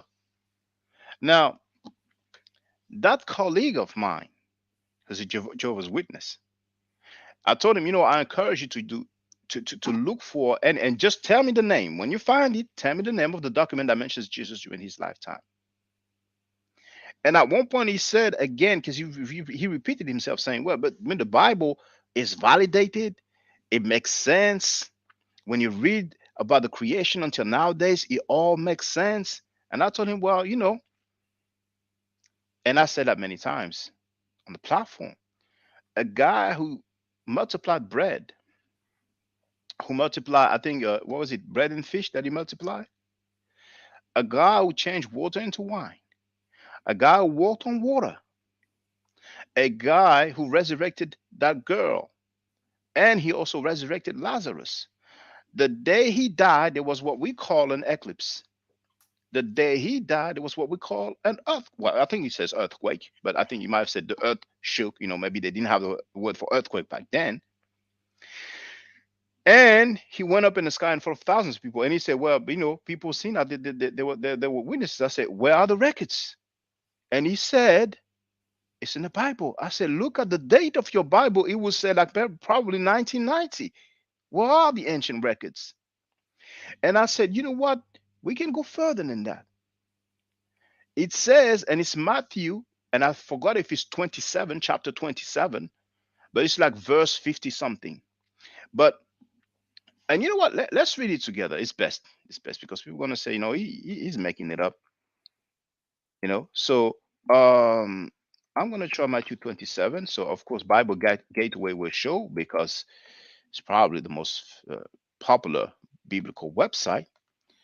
Now, maybe it was 26.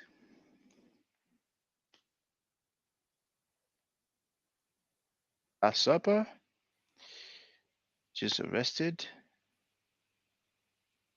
So, no, it's probably 27. Then let me go to 50. Yes. So, uh,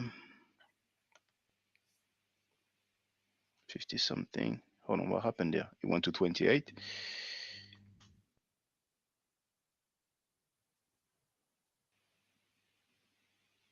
There it is. So I'm going to share the link in the chat. This is New International Version. Because there are several accounts of the life of Jesus, and this is really not mentioned many times. Now, once again, Matthew 27, and I'm starting at verse 50.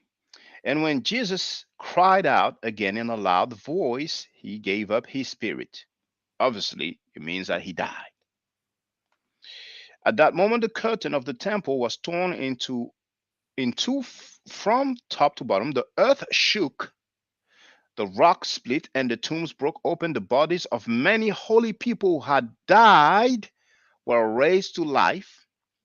They came out of the tombs after Jesus' resurrection and went to the holy city and appeared to many people. So, what my colleague said, obviously, what they do is they go on their own application, Jehovah's Witness application.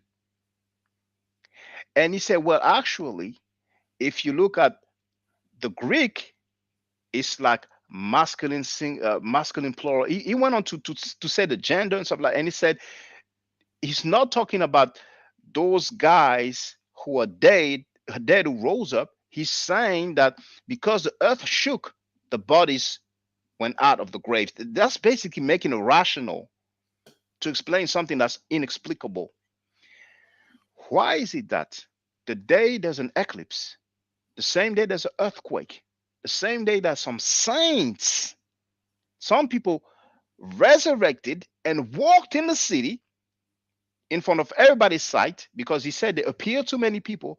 Nobody said, oh, you know what, today I'm a hater. I hate on Jesus. I don't want to talk about him because he performed miracles and he goes against my faith. But I will mention, you know what? Today there was an earthquake, by the way. By the way, today it was a great day. I had fun. I hollered at my baby mama, and it was an earthquake. And there was also an eclipse. And I leave it there. Nobody wrote about that. How likely is that story? Uh, how likely did that story happen? What's the likelihood? How plausible is for that story to happen? I've heard people say most of us have a belief in belief. Mm-hmm. And then when you have trauma or your life, you're looking for something to believe. And so I don't think there's any rationality behind it. It's just that I think in general we just have a belief in belief. And if it makes me feel good, I can get a good 8 hours of sleep, and it helps me be a better person. It doesn't matter if it's ridiculous or not. It makes me feel good. So do you think there's a component of that? Because there are things that people are saying today about the Republic, the candidates and all that weird stuff that aliens coming down with a radar gun or something. Some candidates said that the January 6th, the politics. So if you believe in belief, you're not going to convince me that he won the election. You're not going to believe me that there aren't an Illuminati that meet in secret, that there's a new world order, that something is ordering our steps, and that people have already, Bill Gates is trying to buy up all the farmland so he can control.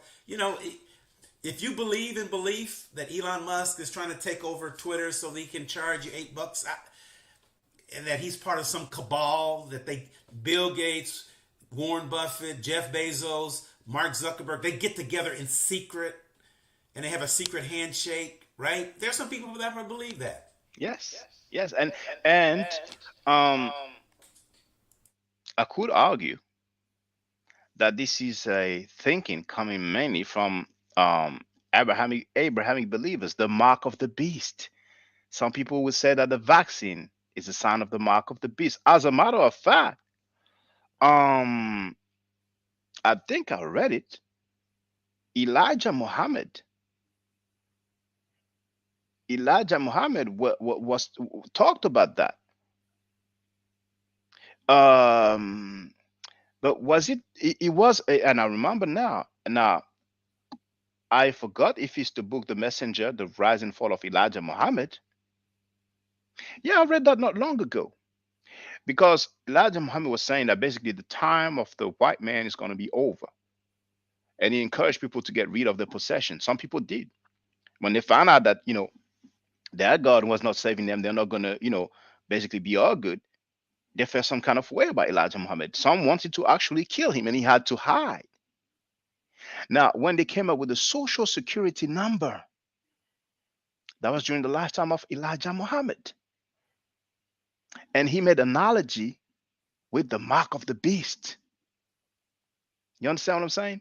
So some people talk about Illuminati's and plans and this and that person and whatever. I heard at one point about Katy Perry and Rihanna and the hairstyle, androgynous hairstyle when she had that hairstyle.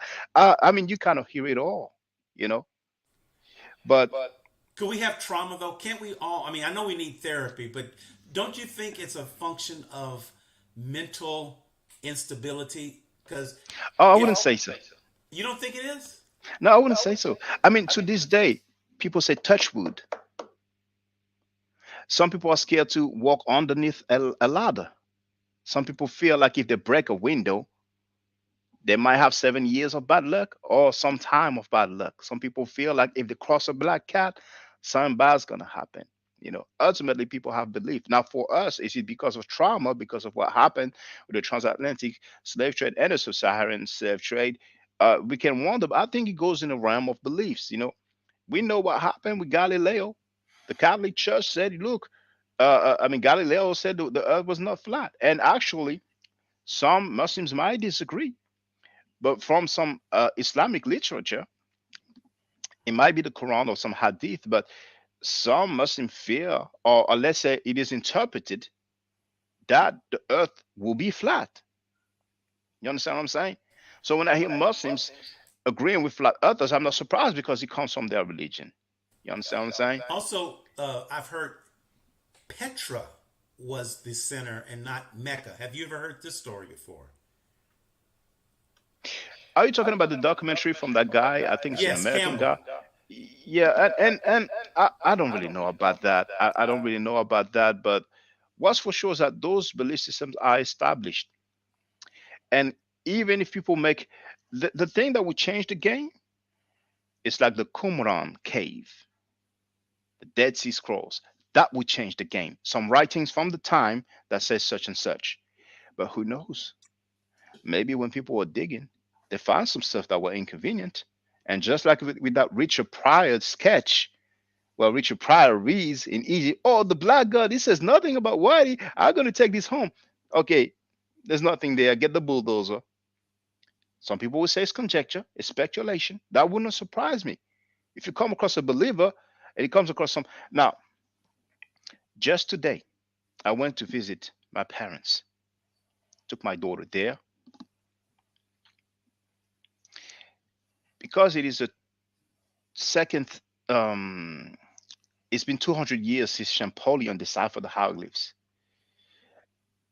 It might have been in October that he did that, but people can go and check the date. So Of course, there's a lot of things about Champollion and Egyptology. The largest museum in the world near the Giza Plateau. It was really scheduled to open this year, but I read from Zahir was post when he's demanding the return of the so-called Nefertiti bust, which is anonymous, and also the Rosetta Stone. And he was actually the one about the Rosetta Stone. He said that it would be open in 2023. But it's been 100 years since the tomb of Tutankhamun was found as well.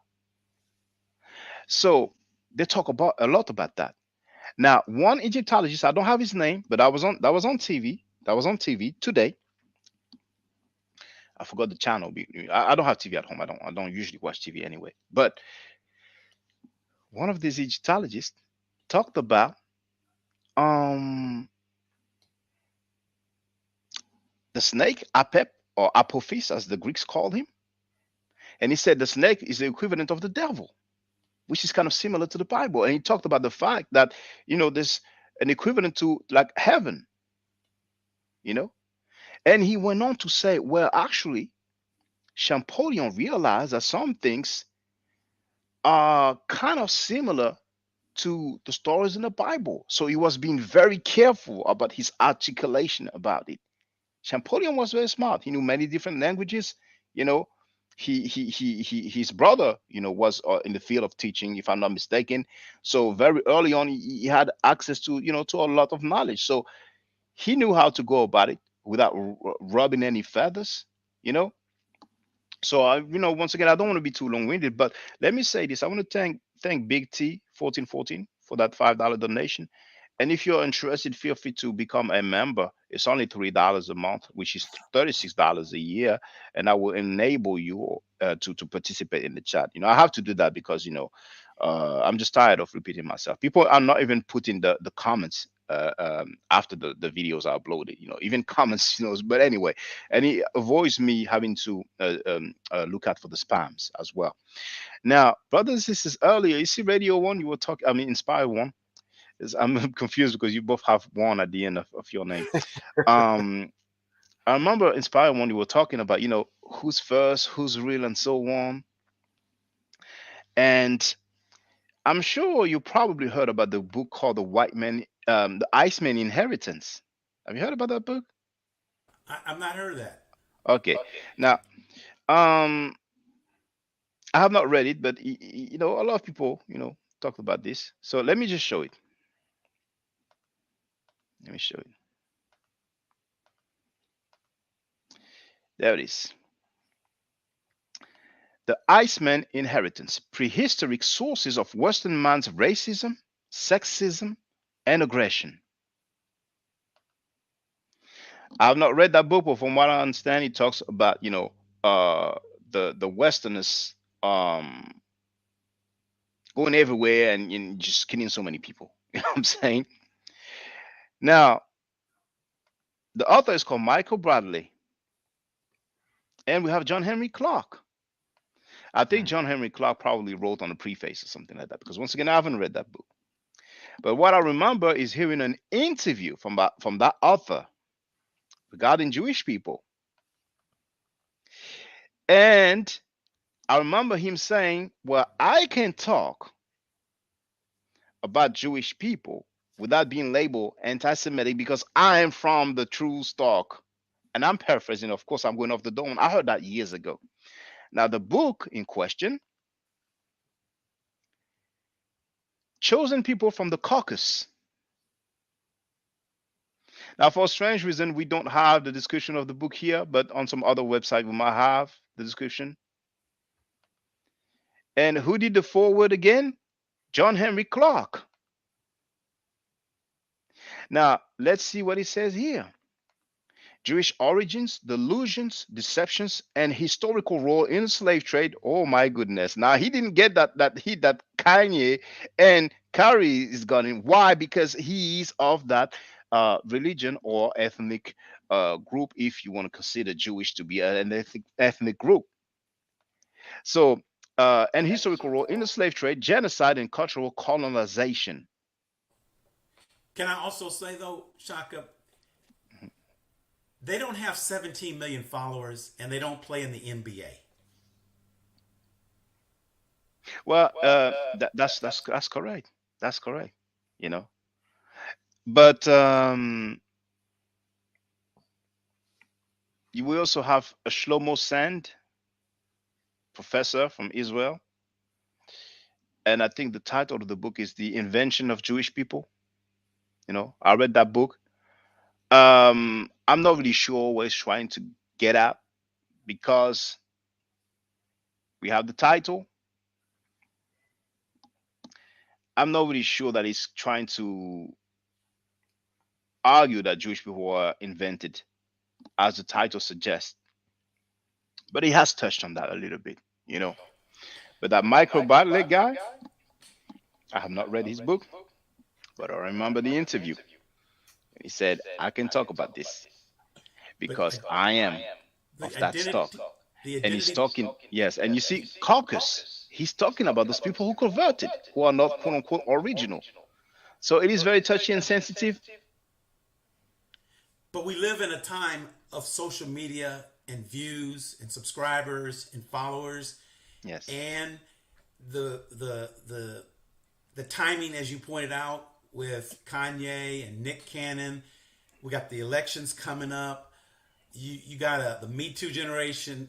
You know, if you got a lot of followers and you tweet something, if Kyrie had tweeted those books, then those books would be on the banned list. They would be. I don't think so. You I don't don't think think so. so? No, I don't think so. I don't think so. This guy, like I said, is off the accepted stock of original inhabitant of that place. Even though according to the book they were not inhabitant of that place, they were told, go there, that's your place, and they went there and conquered the people. But it's amazing because, and that's going to be sensitive, because of this theological writing, some people claim a country, and we've seen the maps of the territory. We know the rest. The whole thing is summarized as Zionism, but that's touchy. Now, we have the Nation of Islam, who historically have been making claims that are labeled anti-Semitic. So they are very concerned about black people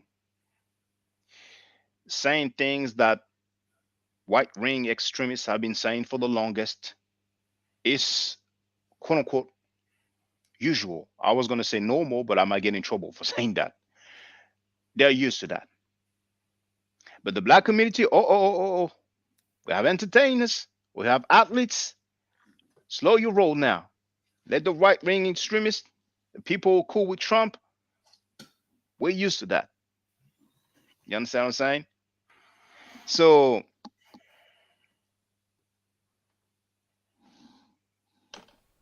Just shut up and dribble. but the thing is that, and that's why I made that video. And I want to show you that, brothers and sisters. LeBron James. He's quiet. He hasn't said a word. Oh no, he has spoken out. Oh, he's finally spoken up now? Yes, he Okay. has. He has spoken out. And I'm going to share the link in the chat as you usually do. I have to document these, brothers and sisters. I don't have anything against LeBron James. He's a businessman first. He's not a basketball player. I saw a picture of him. People said that he was about to close a deal. And there were some rabbis. And I think they were holding hands, but they were doing a prayer. That's the way they do. You know, I saw a documentary and I shared it back then. Unfortunately, I lost so many channels and stuff like that, you know, but it was a Catholic who used that thing. Like they burned something and there's some smoke coming out. He used that thing, and I The think he used incense. also, The yeah, incense, yeah. and I think he used the like the thing where the so-called holy water comes out of, and he went like that on some farm to bless the farm so it can produce. Now, if a black person dresses his way, uses incense, and throw some water or libation, people are going to say it's witchcraft, it's voodoo, it's evil. When the Catholic priest does it, it's fine. But anyway, let's listen to LeBron James. And and I believe what Kyrie did caused some harm to a lot of people. And he has since over the last, I think today or was it yesterday, he apologized. But he caused some harm, and I think it's unfortunate. But I don't stand on the position to harm people when it comes to your voice or your platform or. All right. So that's what I wanted people to hear.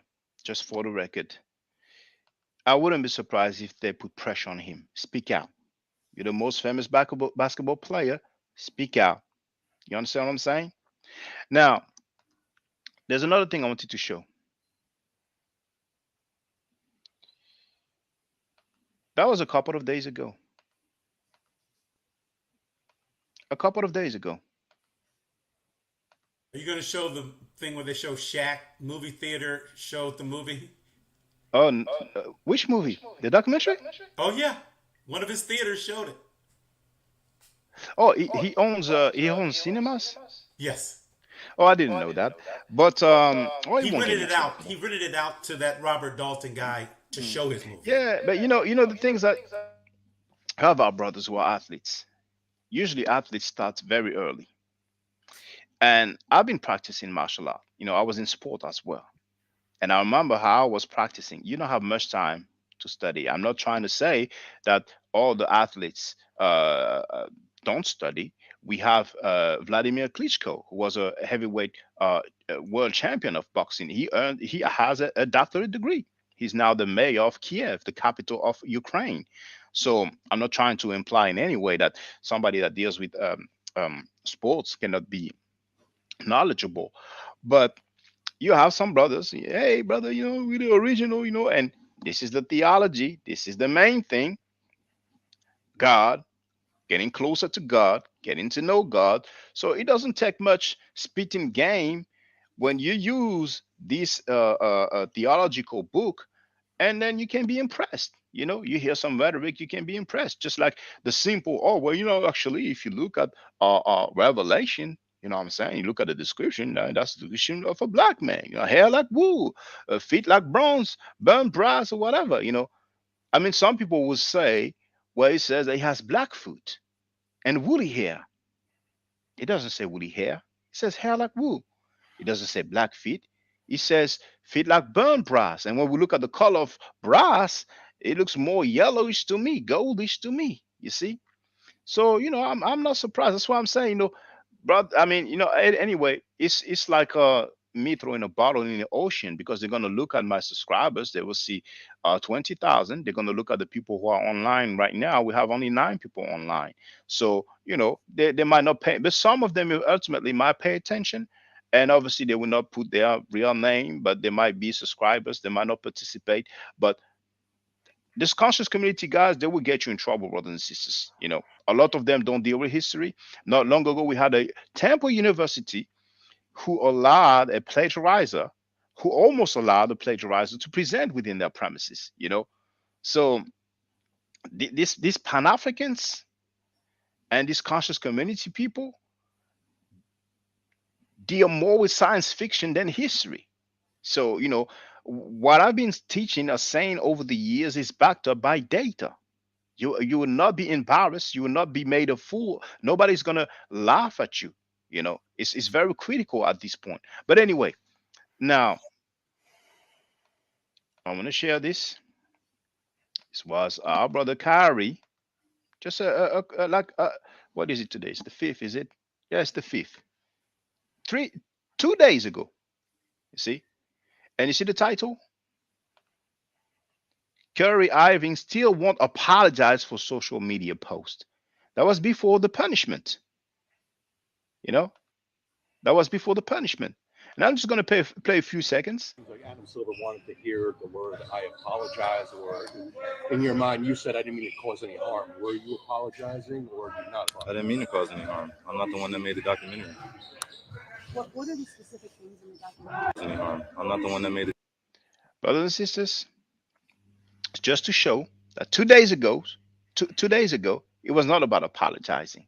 You know, he had the punishment, now he apologized. Black Hebrew Israelites were rejoicing. And I showed the Zion Lex dude because I'm going to deal with something that he posted. You know, they were rejoicing.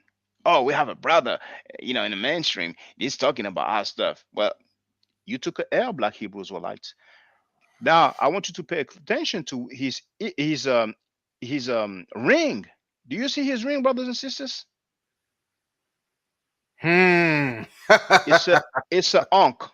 Oh man. I hope that the media is not going to say, and he wears an ankh, and those Kemetic guys also, they have some anti-Semitic stuff, teachings to them and stuff, and they teach that the Bible, the biblical story comes out of ancient Egypt, and the ancient Egyptians were black, and they're doing. I hope they're not going to do that, you know. But to anybody, if you want to learn about Kemet, you can go to the Egyptologist, or you can holler at my channel and see what's up and see what's good. When it comes to the parallels between the ancient Egyptian text and the Bible, I have actually a page about that, and I'm going to share it now just so that people can have a look. Because it's just, and Do you think, before you get to that, do you think the Metanetter doesn't get enough publicity? I do. I do. And because of butlers like Reggie and clowns like female cat Garfield, we have deterrents. You have people who deter our people from dealing with the Medu nature, with Kemet. But don't Yeah, you think go they're ahead. better entertainers than you are, Shaka? Um, They debate. They're more entertaining and incendiary with their rhetoric. Where no, I wouldn't say that. Garfield is acting like a Christian apologist. He screamed at Jesus. He's most likely a Christian who doesn't want to admit it. And there's a billion Christians slash Catholic in the world. So if you deal with that, you're gonna have an audience, a large audience, by default. I go against the quote unquote grain. I'm from a minority, so I understand. You know, now it would be better for the dude to just say he's a Christian apologist. To me, he's not being honest about it. Now, maybe a Christian, period. Now, him claiming that he's been a student of biblical history for the last 30 years, starting when he was 9 years old, that's just laughable. Him stating publicly on Doggy Diamond's channel that he has a bachelor's in history and he has never shown it, and he told people they send him money, he's going to show it. That's just laughable. The dude is a fraud. And who's his master teacher? Hasahimo Fake, another fraud who claimed to be a historian and a linguist without any degrees in those fields. So the fact that they are usual participant in Sanada's channel, which has about 170,000 subscribers, that's a large audience. We have the dude, the commissioner Deb. We don't really hear about him not long ago, but I heard that young brother saying that the hieroglyphic symbol of the arm means Allah. So I know he's pseudo as heck. But since he went on Sanada's platform, he has an audience, and some people who are new in this thing, not to say this game, they see some people on that large platform and they assume that they have credentials or that they are reliable. So it's the same game. And I talked about this ecosystem before, you see. So unfortunately, with all the advancements of technology and the internet, we see how some people who are pseudo as heck, and they have a platform, a voice on some large media, and that's one of the reasons why. More power to Sanetta. Sanetta, he's schematic. Sanetta has revealed not long ago that he is a member of Jabari's shrine. That surprised me. Now I wouldn't be surprised if he still considered himself a 5%er or follower of Elijah Muhammad at the same time, because he used to be under Khalid Abdul Muhammad. And Khalid Abdul Muhammad, even after he split from Farrakhan, uh, was still a believer of the teaching of Elijah Muhammad. You see? But all this to say that Sanetta, from the last statement that he said when it comes to his religion or spiritual affiliation, he is schematic. But I'm not comfortable getting on his platform. Now, I tried to speak with Walter Williams, but I got on the panel and then Walter Williams left. So, it is what it is. But the mere fact that he has Walter Williams on his platform and Walter Williams says that the Medu nature has not been deciphered, to me, it's a shame. But that's his channel. He's free to do and say whatever he wants on his channel. Many people have told me, and including yourself, Brother Inspire One. But I'm feel like, if I go there, in a way, it's like I'm validating all the falsehood that's been said over there. Sanetta has some quality guests every now and then. Before, it was more often that he will have Professor James Moores, uh, Leonard, Professor Leonard Jeffries, and other scholars who have credentials, Kaba, who Kaba's are. been on there. Professor Kaba. Yeah, well, Professor Kaba said that Saddam Hussein was a black man. He said Saddam Hussein is a black man. He said Saddam Hussein is an African man, actually. I think he used the word African man. Okay. And I have it somewhere, and I'm sure I played it. Now, he said that many years ago, and I think the video is still available on YouTube. I think it's his lecture about the Moors, and I think he was wearing some yellow or something. But it's not the end of the world. Nobody's perfect. We all make mistakes. I would appreciate if he recants that statement, because the Moorish thing,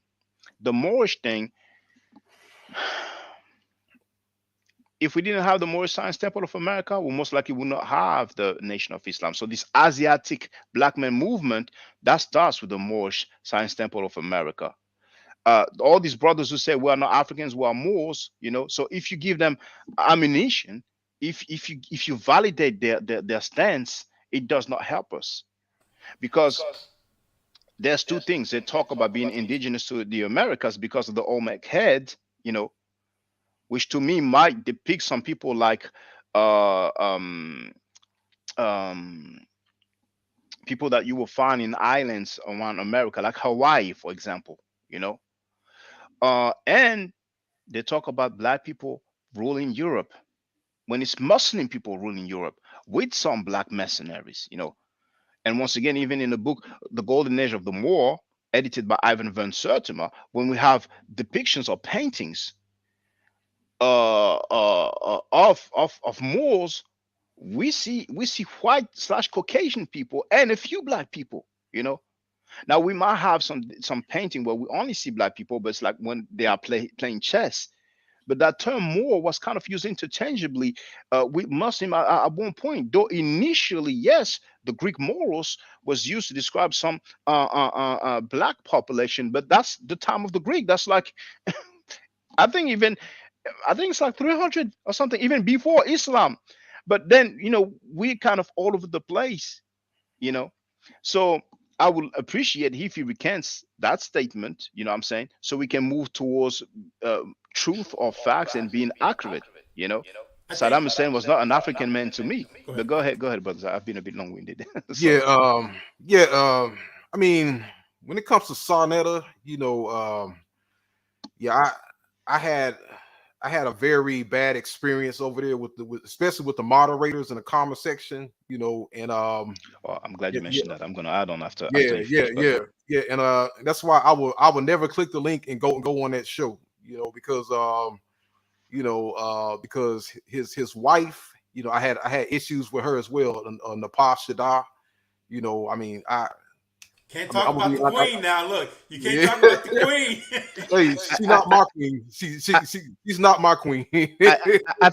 I think she gained maturity. Uh, I remember her saying that we have like three hearts or something like that, or one here, one here, one here. She said something like Yeah. metaphysicians will say.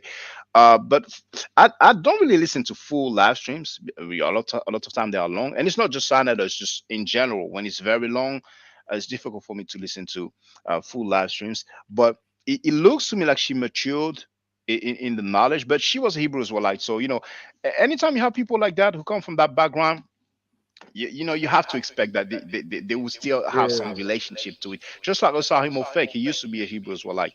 And Yeah. I'm glad you talked about the moderators. Plenty of the moderators who are usually on Bati Garfield's channel, and even on some channel that I appreciate, you know what I'm saying? And they happen to be moderators also on Sineda's platform. And those are people who pushing falsehood of the Riparianites, straight up Mm. falsehood in science fiction. So a lot of those moderators don't even have knowledge. A lot of them are anonymous and unidentified. We don't even know who they are. We never see them. And a lot of them behave like monkeys. They don't have any decorum. And it's lame as heck, I mean, I was threatened by some of them to be put out. I was insulted, with profanity by some of them. It's just, and I'm going to try to be diplomatic, but it's a shame that on such a large platform, we have some groupies that defend plagiarizers. I mean, we talk about scholarship, the house of consciousness. How the heck we're going to have some straight up groupies, with I want to be diplomatic, but man, I've seen that groupie, male and female. You know what I'm saying? And they in here talking about the plagiarizer like he's one of the top guys, top scholar in the conscious community. I mean, where they do that at? Plagiarism is the worst thing, if not the worst thing, one of the worst thing in academia. Have But Yeah. you ever here we have, oh, radio? This is Radio One. Have you ever thought about getting in touch with Dalton and doing a debate? Since the iron is hot right now, is there a way that maybe somebody could get him in a debate? Because I think it would be, the entertainment value would be off the charts. Yeah. Well. Yeah. That I mean, that was already supposed to be set up, and he what he did, he left a comment and he challenged me to a debate, and I accepted his challenge. And what happened was he came back later and deleted that comment, and I heard nothing. I heard nothing else from him since.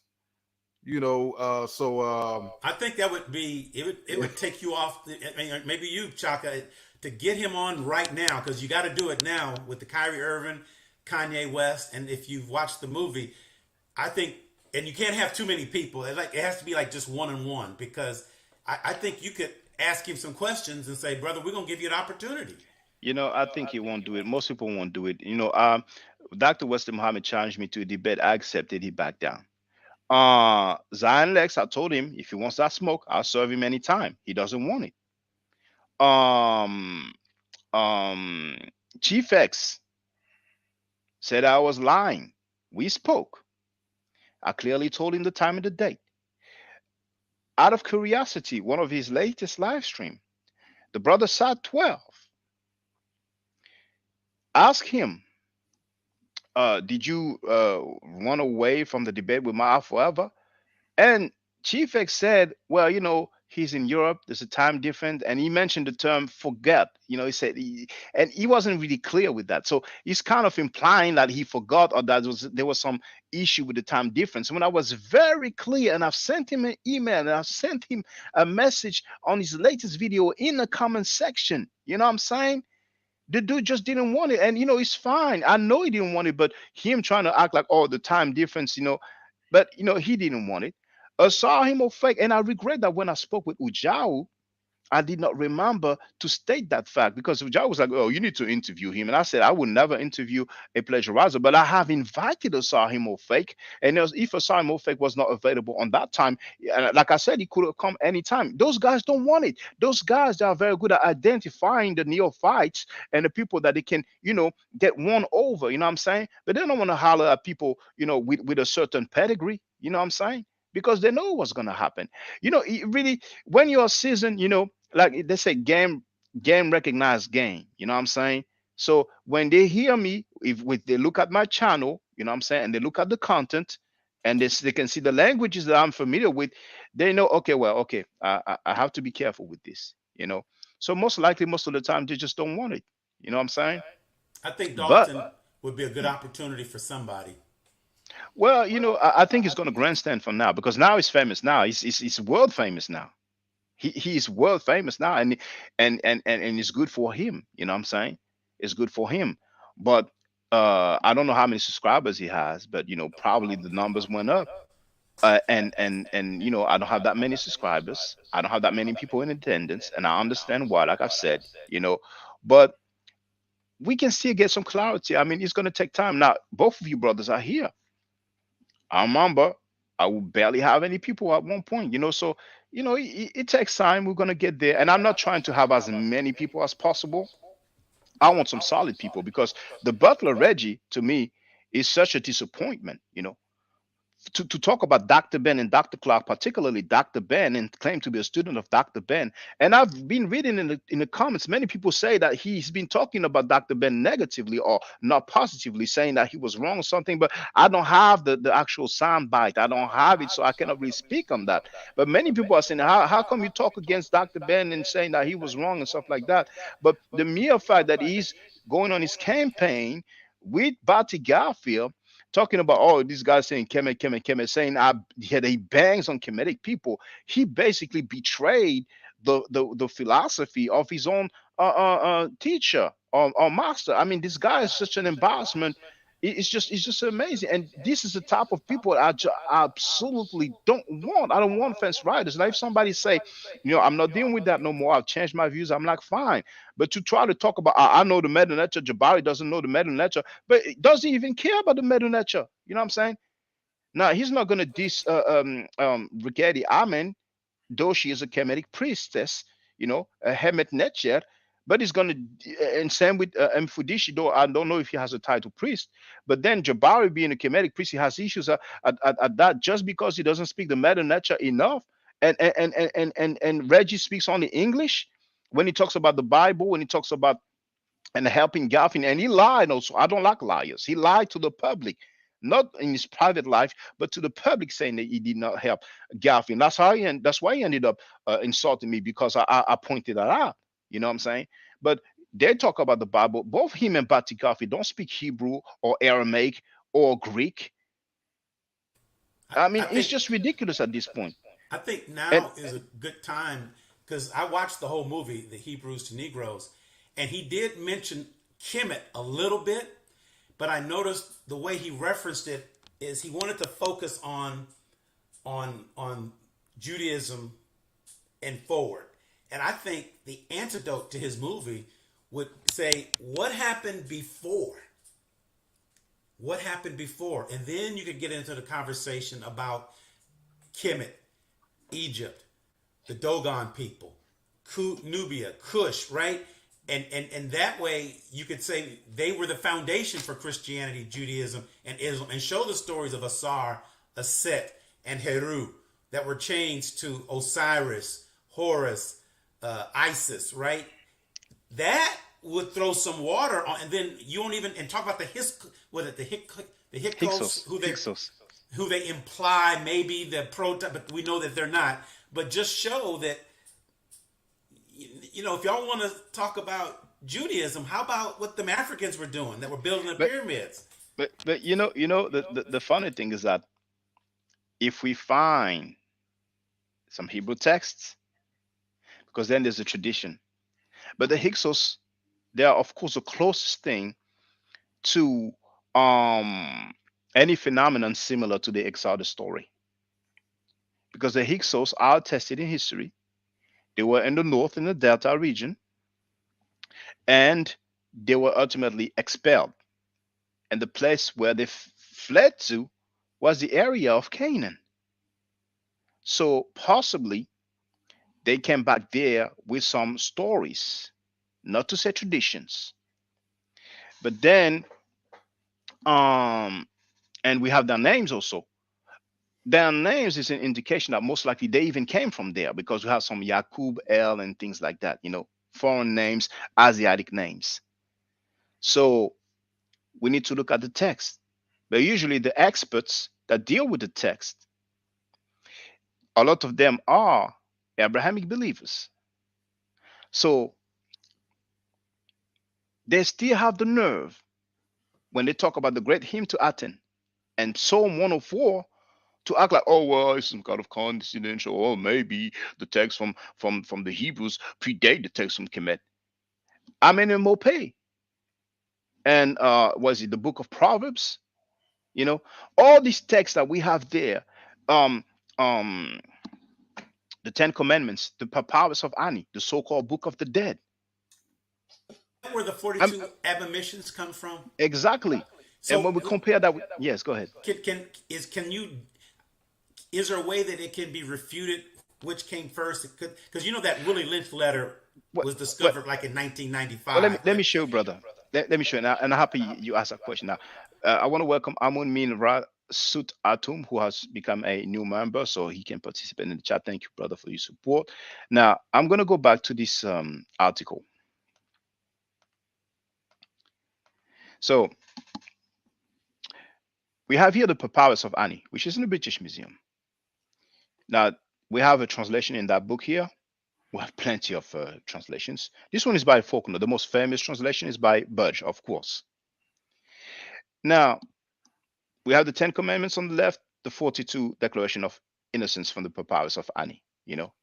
But what I want you to have a look, what I want you to see is, because I've shared that link already. We have Proverbs compared with hold on, Proverbs compared with where is it? With the instructions of Amenemope. But what I want you to see is Psalm 104 and the great hymn to the Aten. We're going to see what the scholars said. Now, this book here is official. You know, I'm a university student in the field of Egyptology. It's official. So you can't go wrong. Now, ancient Egyptian literature, right? Mariam Lichtem, I'm not sure how to pronounce that surname. Now, in her book, Ancient Egyptian Literature, Volume 2. Oh, hold on. No, not that one. Not that one. Hold on. You go down. Oh, hold on. Hold on. Don't tell me I did not update it. Hold on. Let me go down. There's a quote from the book. Oh, there it is. There it is. My bad. So the instruction of Amenemope. This is what it says. It's the same book. You see, it's the same book. Ancient Egyptian Literature, Volume 2, The New Kingdom. This is what Miriam Lechem wrote. It can hardly be doubted that the author of Proverbs was acquainted with the Egyptian work and borrowed from it. For in addition to the similarities in thought and expression, especially close and striking in Proverbs chapter 22 and 23, the line in 22:20, have I not written for you 30 sayings of admonition and knowledge? And the funny thing is that the instruction of Amenemope, we have 30 parts. What a coincidence. Then she goes on to say, derives its meaning from the author's acquaintance with the 30 chapters of Amenemope. Ever since Adolf Ehrman, now Adolf Ehrman, you've heard about the Water book, the most complete ancient Egyptian dictionary, which is in German. That's one of the author. So since Adolf Ehrman pointed this out, there has been consensus about scholars on a literary relationship. This is scholars here. They don't use plagiarism. They don't use copying.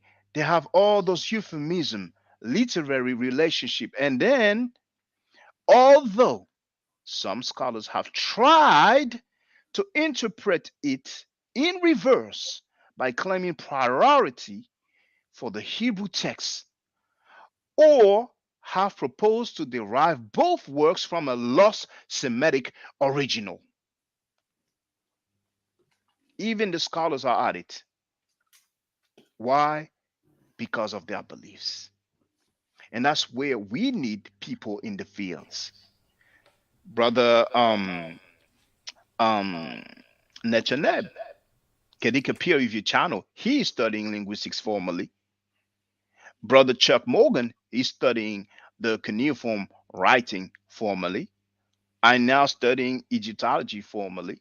Dr. Obadele Campbell has studied linguistics formally and is working on reconstructing or dealing working on proposing the Negro Egyptian that Dr. Theophile Obenga has proposed. You see, so I'm encouraging the young brothers and sisters, to get in the field, and even if they don't get in the field, to act in a scholarly manner. We have sources, we have texts, and that's why the Medu Nature is important. If I wasn't familiar, yes, go ahead, brother. How in the movie they reference Yiddish, yes, as not being the precursor to Hebrew. It is not. So don't the Aryan Jews or whatever, don't they claim Yiddish first? What happened is that I have to double check if the Khazars did not at one point, or the descendants of the Khazars did not at one point speak the Yiddish. But a large part of the people who left Europe to go and relocate in Israel spoke Yiddish.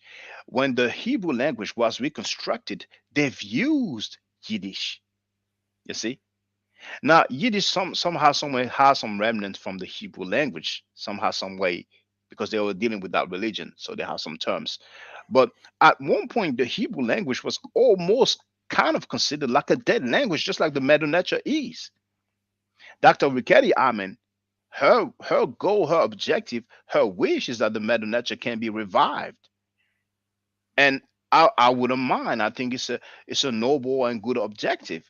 But with butlers like Reggie, false fence riders like him, you hear Bati Garfield, you hear what's his guy? Rabon always saying Kemet is dead, always dissing Kemet in the chat all the time. Rabon also, I called him out. He didn't want it. He left the comment. I've shown that he didn't want it. You know what I'm saying? And it's fine. But just for the record, I mean, the list of the people who don't want it is just way longer than people will try to think. If you listen to Butler Reggie, when Osar Mkar and Smash Rockwell mentioned me and my classes, and they mentioned my name again, Reggie went, nah, don't recommend him. It's like, you know what I'm saying? You listen to Bati Garfield, he acts like I'm irrelevant and I'm looking for clout or something like that. Like, are you kidding me? I mean, I've been doing this. The guy was not even yet doing the credit repair. When I knew the guy, he was a credit repair guy. You know what I'm saying? And now he's dealing with the theology of his faith that he is hiding. You know what I'm saying? So, but anyway, that was just in passing. So I'm glad you mentioned the Yiddish. Indeed, they've used that to reconstruct the Hebrew language, or what we call modern Hebrew. And that's fine. That's accepted. Nobody says the Hebrew has not been deciphered. But when it comes to the Medu Nature, we have people like Walter Williams and all the people who listen to him and follow him who say the same thing. And back to Osahim Ofek, Dr. Mario Beatty, PhD, said when you address Osahim Ofek's claim that he feels like we are doing the 1974 conference all over again. He even stated, Dr. Mario Beatty, I've played it, Smash Rockwell played it. Reggie even said, oh, I'm the one who filmed it. Fine. You filmed it, fine. Thank you. Congratulations. But Dr. Mario Beatty stating that in claiming what he's claiming, Osai Mofek is indirectly saying that the Medu Nature has not been deciphered. But the guys who hype up this plagiarizer, those are the moderators on Sinai's platform. I mean, at this point, some cleanup needs to be done, man. If no cleanup is done, it's difficult for me to associate with some individuals. And I'm sorry. I mean, he's his platform. He's free to do anything he wants. But how are you going to be Kemetic, be part of a Kemetic shrine, and you give a platform to a guy who says that Medu Nature has not been deciphered? And all these Abrahamic guys, they love that. They jump on that, But isn't that the nice thing about YouTube, though? Because despite his numbers, an event like Hebrews to Negroes, just like there's some popular people on YouTube who have a crossroads event, a turning point event, and they jump on it and they ride it. And I just think that Dalton guy is going to be on CNN. He's going to be on ABC. He's going to be on the main networks. Not necessarily. Maybe You don't think they want to wouldn't. have him explain his movie? Maybe they wouldn't want to have him, or maybe he wouldn't want to be there. But we'll see. We'll see. But the thing is that a lot of black people are going to be like, they're trying to censor something. Something is fishy. Why they go out of their way to censor it? And like I saw on TikTok, they talked about a black woman who was a daughter of Louis the 14th. One of those Louis, but I think it was Louis the 14th. I don't know how accurate it is because you see so many stuff online, but they have those texts, they narrate the text, and I'm not sure if the text is narrated, but they have the text, and it talks about a noble. Some people used to visit her. Basically, she was sent to a place. Some people argue that it was the daughter of his wife, that his wife got freaky with some black, some African midget or whatever. Others said, oh, he's the king who went, and got jiggy with some African woman. So, they sent her to a place. She grew up, well off in the place, an institution, and stuff like that. And she would receive visits from some nobles. And one of the noble ladies said, you're here thinking that you're the son, you're the daughter of the queen, but you're not. And she said, she's alleged to have said, the mere fact that you go out of your way to come and see me to tell me that I'm not the daughter of the king lets me know that it's the contrary. So some people will feel like, well, you see what's going on. Uh, um, um, Nick Canaan, now Kyrie. What are they trying to hide? You see, they're trying to hide the truth that we are the truth. Some people are going to go like that. And ultimately, it's not even going to help us in the long run. You know what I'm saying? But what I want to say though, and I'm going to let you speak, Brother Radio One. Where are the Pan Africans? Where are the Pan Africans? We're supposed to be united. We're supposed to be all in this together. We have some Pan African scholars. Why aren't they speaking out? Many Pan African scholars have talked that we the Hebrews, the Black Jews, and stuff like that. Dr. Ben wrote the book We the Black Jews, but he said later on, I used to be a Jew until I knew better. But go ahead, Brother Radio One. Yeah, I'm glad you touched on that, because like the Hebrew Israelites, I don't believe they realize how can I say this? Yeah, I don't believe they realize how ridiculous and how outrageous their claim is. I mean, okay, like when I see these debates, I see these guys get away with murder. They don't put the pressure on these guys. And when I was going to debate Ron Dalton, I was going to ask him from Jacob all the way to the last king of Israel, Zedekiah.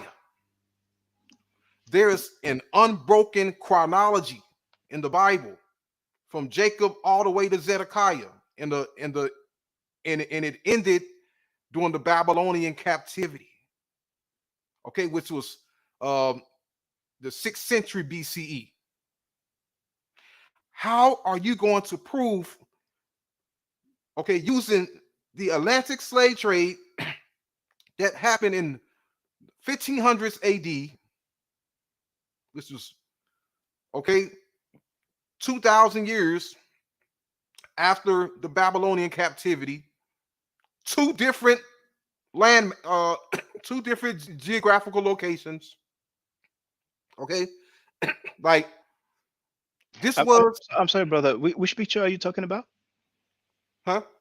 Which picture are you talking about? Did you mention a picture? Oh no. Yeah, I mentioned two different geographical locations. Okay, but Yeah. that thing that they're using, what is it that they're using? Is it some text? Yeah. You talking about the 12 tribe chart? I mean, it's like I did not get to hear that you said the thing that they're using, like, and you said so many years after, and you said, oh yeah, but yeah, I mean, yeah, I'm yeah, sorry. Yeah. yeah. I'm using like the chronology. Okay. My bad. Go ahead, brother. Go ahead. Which is the Babylonian captivity, which took place in 600 BCE. Okay, when the Israelites went into captivity, and the kingdom of Israel ended. Okay, from Jacob all the way to the last king of Israel, Zedekiah, 600 BCE. No more kings of Israel mentioned. Then 600 later is when you get Jesus come on. You know, I mean, how are you going to prove that you are a descendant of that? It's impossible. And on top of that, you can't even prove that these people existed. You know, I mean, it is ridiculous. You know, I mean, okay, how are you going to prove you're a descendant of the last king of Israel when we don't even know who's the descendant of the last king of Israel? And we barely know who our forefathers were because of the transatlantic and sub-Saharan slave trade. And when I was living in England, I don't know if these newspapers still on, but there was one called The Voice and the other one called New Nation. They were like black newspapers dealing with black issues. And it might have been The Voice where they had this advert talking about the book, talking about the truth, the Bible, black people and stuff like that. And back then I was still Christian, so I bought the book. And this guy, I forgot from which African country he was from originally, but this guy and his lady, they had this genealogy. So basically, he was claiming that he descends from Jesus. Talking about he bows, he's humble, he bows to God like 100 times per day or something like that, whatever. So I did not finish the book. You know what I'm saying? I just read it and I was like, okay, I get it. But the thing is that religion, theology, people think, people believe that it's the word of God. And they want to be as close to God as possible. And in order to be as close to God as possible, they have to put themselves in the mix. And that's merely what the Hebrew Israelites are doing. And that's why they come up with this 12 tribe chart. We have many elders, many people who have passed away, who have been talking that, these black Hebrews, black Jews. And earlier, I forgot which one of you two mentioned that the fact that I think it was Brother Inspire One, the fact that yes, in the documentary he talks about Kemet. You cannot talk about the Exodus, about the Jews, the Hebrews, without talking about Kemet, because this story has supposedly happened there. And sometimes they're going to be slick with it. They're going to use the fact that the ancient Egyptians were black and then try to say, oh, those Hebrews lived in Egypt, whatever, and Moses was mistaken for an Egyptian, and they will do stuff like that. And this is really like historical gymnastics. It's no longer linguistic gymnastics, it's historical gymnastics. You know what I'm saying? I mean, Can we you can. just discredit the story though? I mean, is it too disrespectful to say it's a story like the story of Santa Claus or the Easter Bunny or Batman, Superman? Can't you just say, brother, we're debating whether Star Trek, right? Was Star Trek based on the United States NASA space program? Was Captain Kirk based on a real astronaut from if you do that, doesn't that stop the dialogue by saying we're debating on whether Cato on the Green Hornet, you know, did he wear a black suit or did he wear an off brown suit?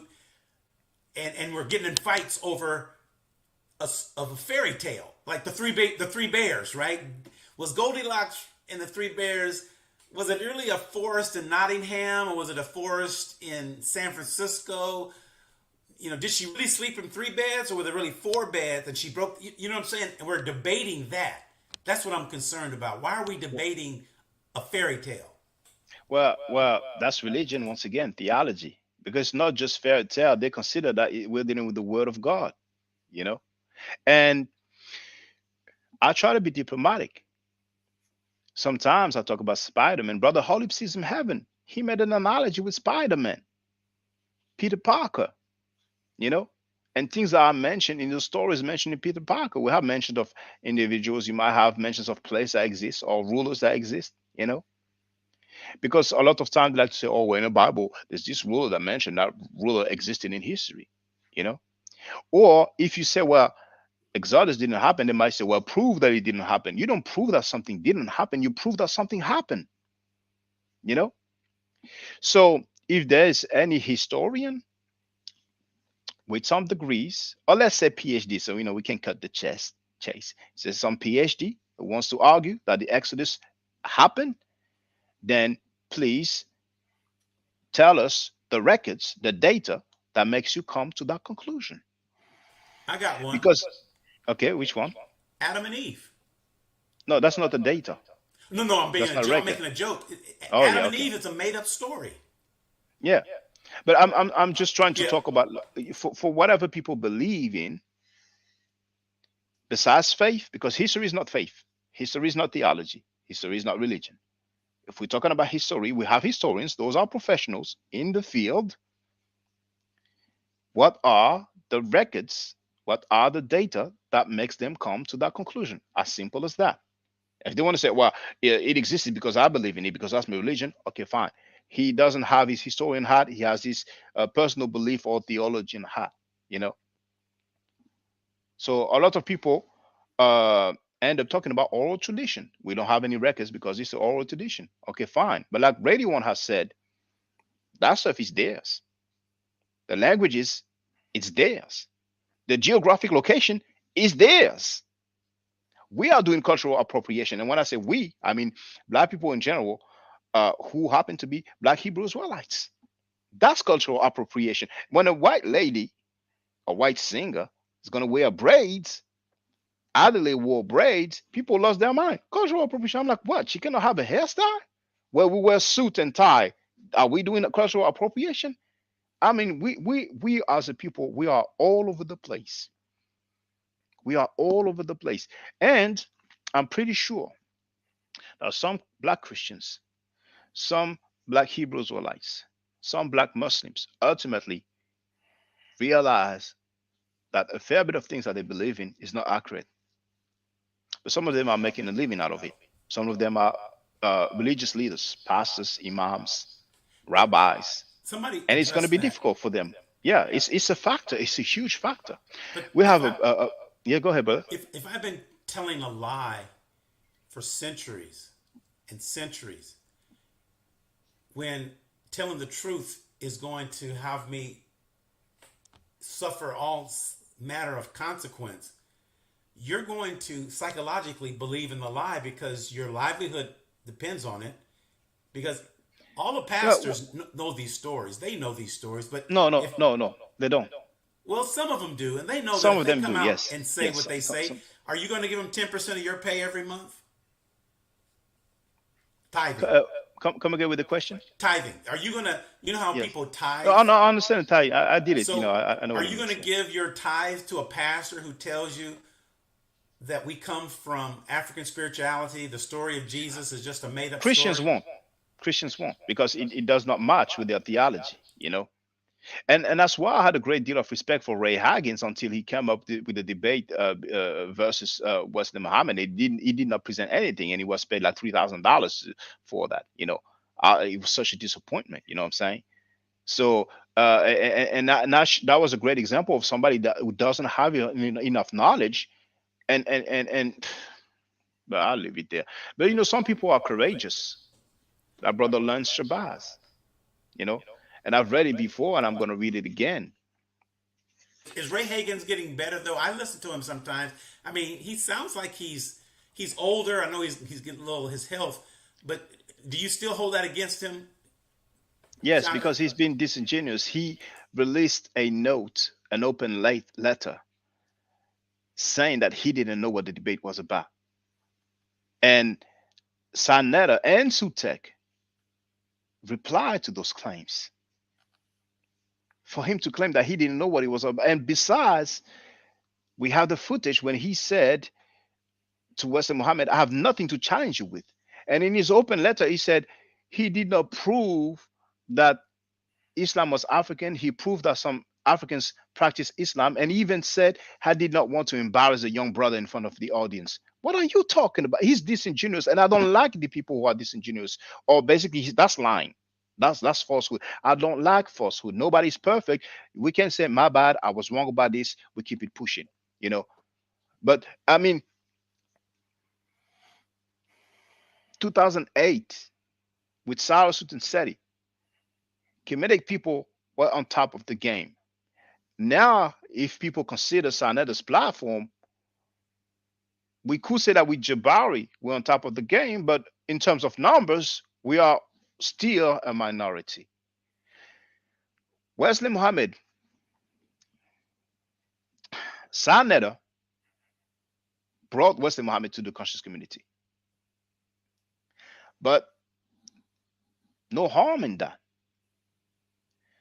Wesley Muhammad came in and said, throw Kemet and garbage can, throw him out in the trash can, throw Amen Rad slave making God away. He challenged Walter Williams. Walter Williams did not stand up to the plate. He challenged Fear Valentine. Fear Valentine did not stand up to the plate.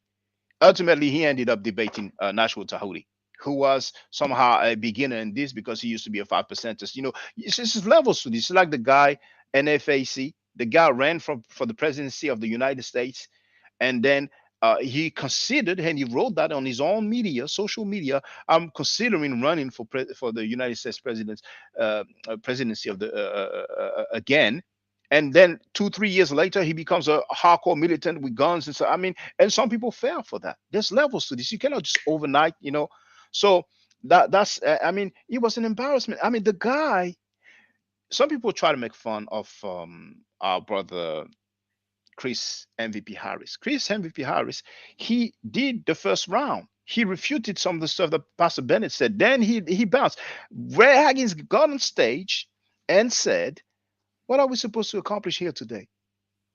You know, I feel like you want us, you know, to go at each other, blah blah blah, and then he hypnotized the crowd because he was hyped up. Like Osahim Ofek has been hyped up. We have people who are almost lame who are being hyped up because of those large platforms. The guy did not present anything. He even said, "Oh, I could put my USB drive and present," but man, please, please.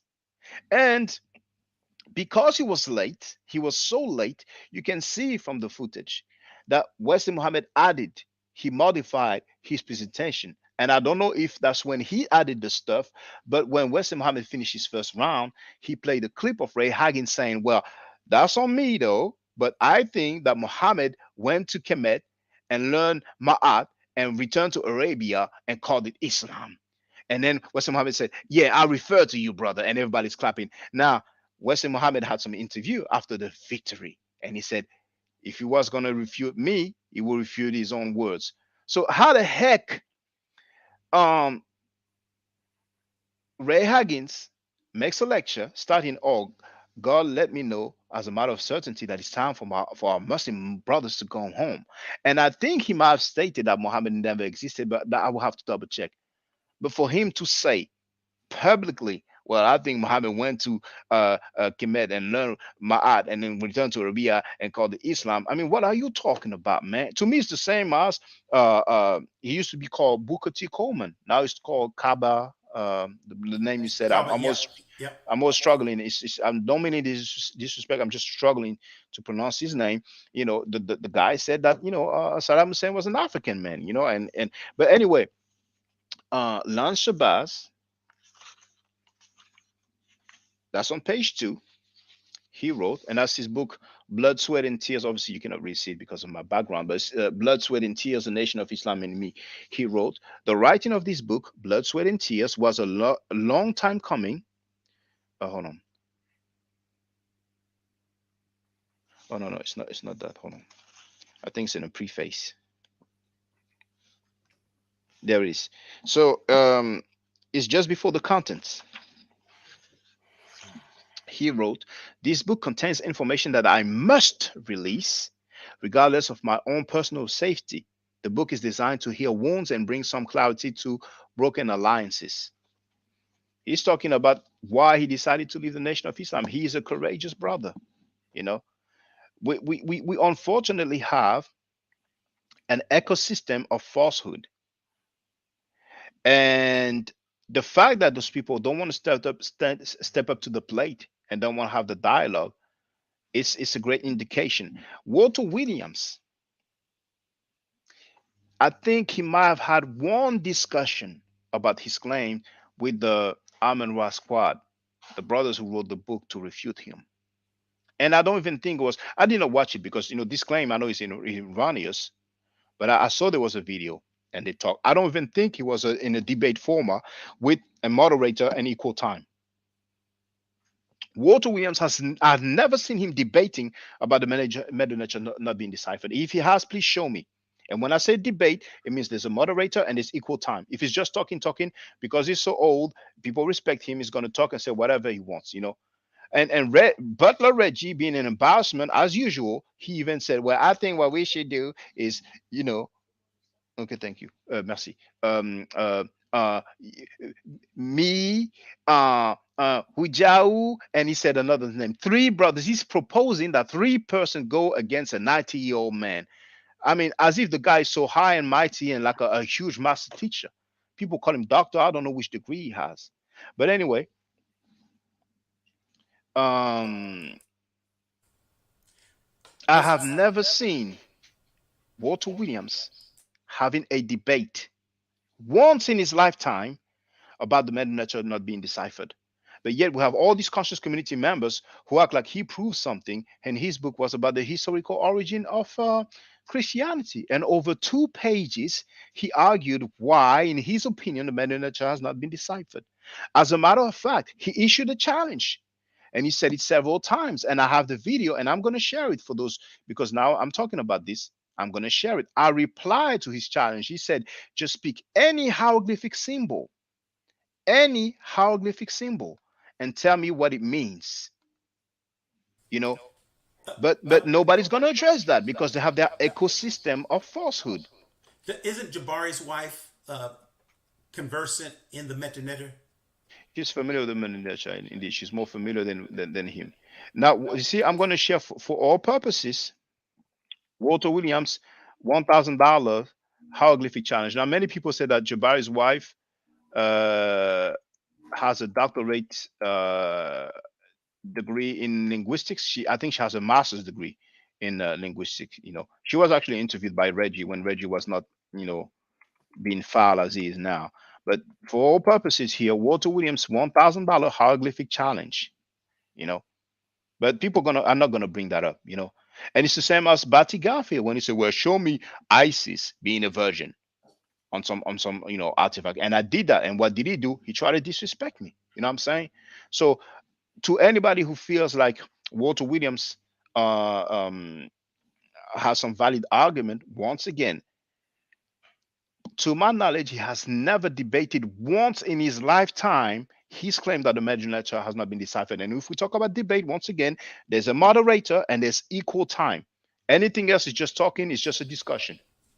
I find that uh, being disrespectful and rude sets in when the scholarship runs out. Like if I can't debate you on the scholarship, so now I take character assassination and make fun of something. That's one thing I don't like about Sonetta's channel is it's like when they run out of valid points, then they go to the name calling. Yeah, but you see, that's not Senator's fault. Because if there's a debate and the person want to waste his time doing ad hominems and disrespect, he's just wasting his precious time. So we will need ultimately more debates, but the debates should be about interesting topics, because they once had a debate about who was here first, man or woman. It's like who came first, the chicken of the egg. But anyway, people are free to address anything they want and debate anything that they want. But it's just like Barty Garfield's channel.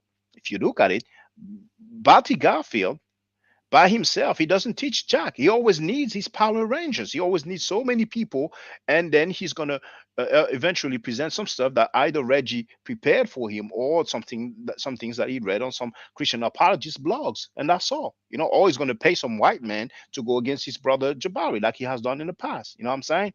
But by himself, he doesn't teach much. How many debate? I mean, he had some debates, but I mean, What were the debates about? You know, did Garfield Reed ever debated history? To my knowledge, he only debated religious matters. You know, so when it comes to history, the guy is like it's like a straight up neophyte. You know what I'm saying? I mean, once again, this is the same guy, and I regret that I did not put up the audio, but it's the same guy who said on his own platform, people when they talk about Kemet, they're using Kemet text, but then they don't want us to use biblical text. Do you see? This is a double standard. That's what the guy said. But that's like this statement is just so ridiculous when he laments that we don't accept using the Bible to talk about this ancient history. This is not contemporaneous. You know what I'm saying? I mean, any his the Kemetic texts are dated from the time period that they're addressing. Most of them. When we talk about rulers, we have their names. We know what they did. You know, the Bible, like Bart Ehrman said, we don't have copies of the copies of the copies of the copies. We don't have no originals. You know what I'm saying? But anyway, I don't want to be too long-winded with this. But if Walter Williams wants to debate that, because once he will pass, black people, somebody dies, he's deified, semi-deified, it's like that. So people are going to say, well, his whole lifetime, he said that it hasn't been deciphered, and nobody refuted him. When there's a book that's been released called Refuting the Claims of Walter Williams. And the guys who released the book, they're not my best friends. They are the riparianites. But some people act like the book hasn't been released. But if Walter Williams wants to have that discussion or debate, and I'm all for it. I'm all for let him know about this. It is pitiful. It is shameful. It is horrible. It is disgusting that some people will claim in 2022 that the Medu nature or the hieroglyphic has not been deciphered.